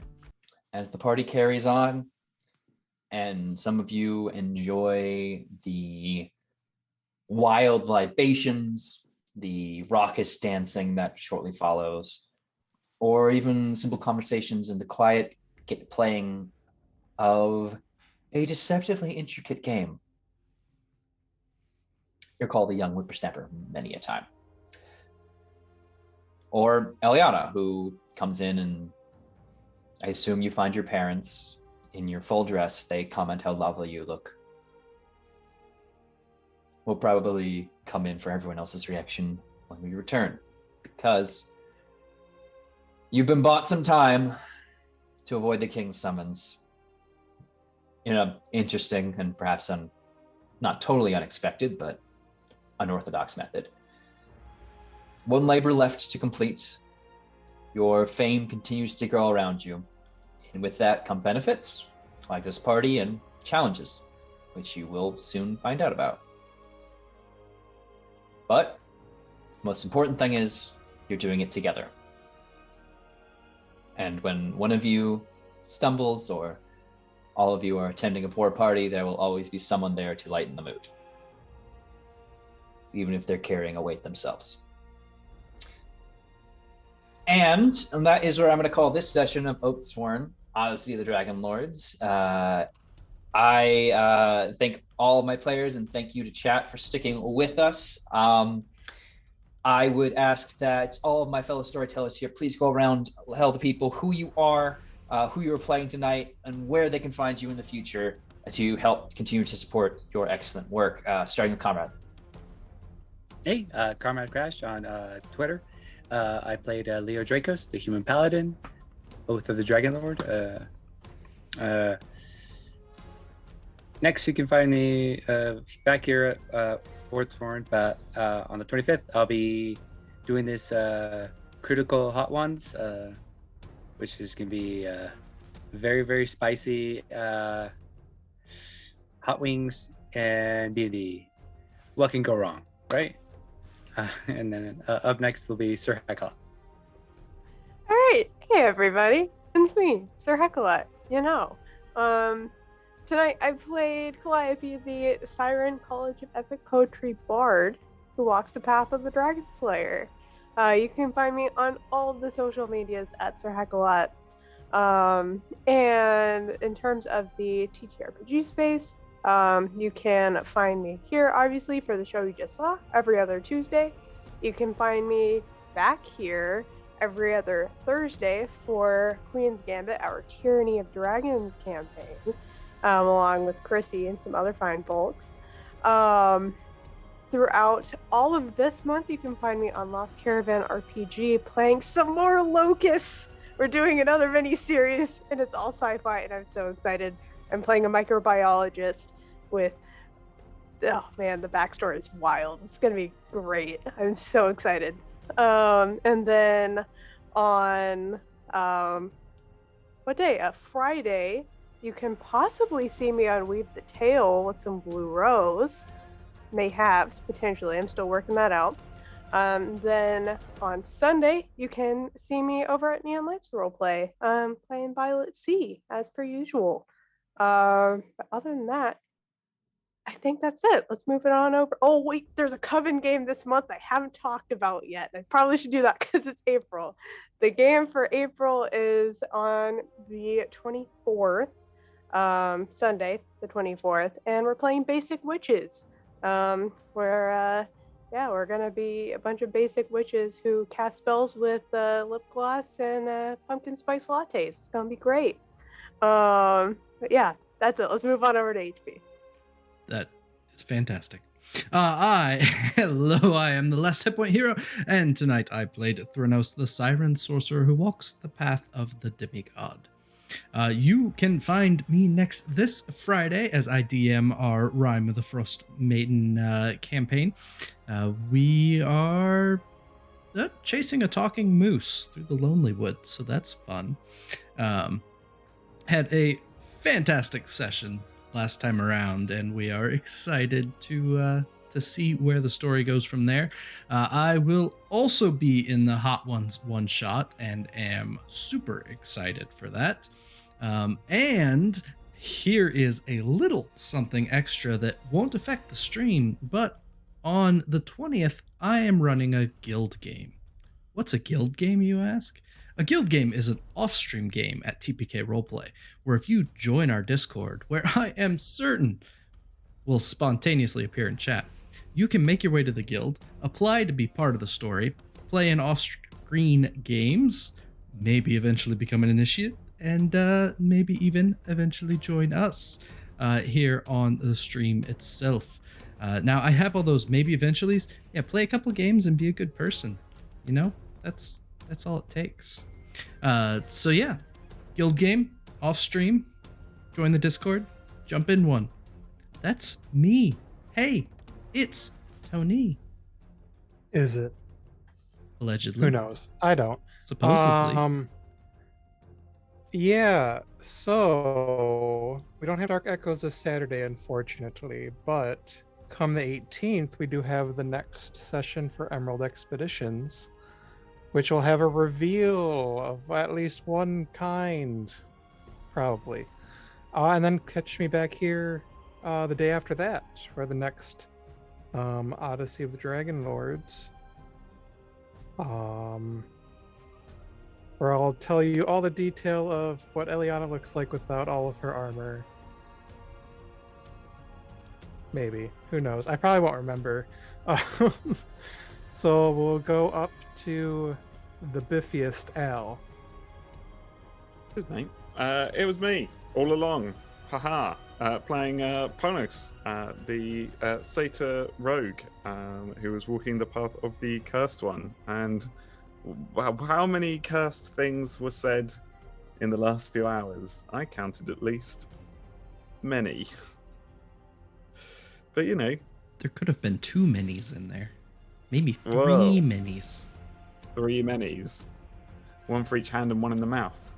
There Yes. we go. 4 now. Well, there you go. With all of that, I will pass on up to Chrissy to deal with the rest of the problems. Okay. Yeah. Hey guys, I'm Chrissy. Played Defera tonight. Where else can you find me? All over the internet at Chrissy Grits. Everywhere in the TBK Discord. Doing all the things. Module week is a busy one. I am currently in my villain arc in Madness Calls It Forth. So that's fun. Here I am trying to not be a villain. It's going mediocrely. And on Thursday, here's to hoping Ulta does nothing terrible so we can have a good week. Other than that, the big thing to mention is that I am a Jasper's Game Day ambassador for 2022. So if you're not familiar, it is just a wonderful organization that hopes to educate and provide information and resources for people who, you know, might struggle with feeling lonely sometimes. So there's a link in chat. And if you have any questions, find me on the internet. Ask me whatever questions you need. If you need resources, do that as well. And that's it. To you, Turk. Okay. Well, hello everybody. I am Turk, or I have once again the distinct honor and privilege of being your DM for the evening. If you want to see more of what I do, then you can catch me this Sunday over on. I'll be playing Corruption from Within, a Lancer campaign that has spawned out of. it's just very fun, and if you want to see us do shenanigans and shoot giant robots, then it's something fun to check out with your morning. Beyond that, on the 11th, we'll have the next episode of Iron DM, where we will have a Tate versus Ashen Rabbit, which, if you have been following along the series thus far, though the judges often have their own opinions and sway, often the most important judge of all is the audience themselves. Every single competition up to this point has come down to the audience vote, and I don't see that changing anytime soon. See how the tournament ladder is developing, and catch us on next Monday for our last quarter final, I think. Yeah. Beyond that, the Hubris of Man will be back on the 13th, which is of course full of banter and bullets, and hopefully we won't die this time. Not that we've died before, but it's come pretty close several times, at least for me, because I built my character slightly wrong. But it's been and finally, on the 19th, you can join us here once again, where I'll be older, but hopefully a little bit wiser, as our group here takes on the next labor, heading into the necropolis of Tillamook. But until then, stay strong, as strong as you can, and hold that light high. Slava Ukraine, and remember that even the gods are bound by oaths and prophecies. Good night. HP, if you please, take us out.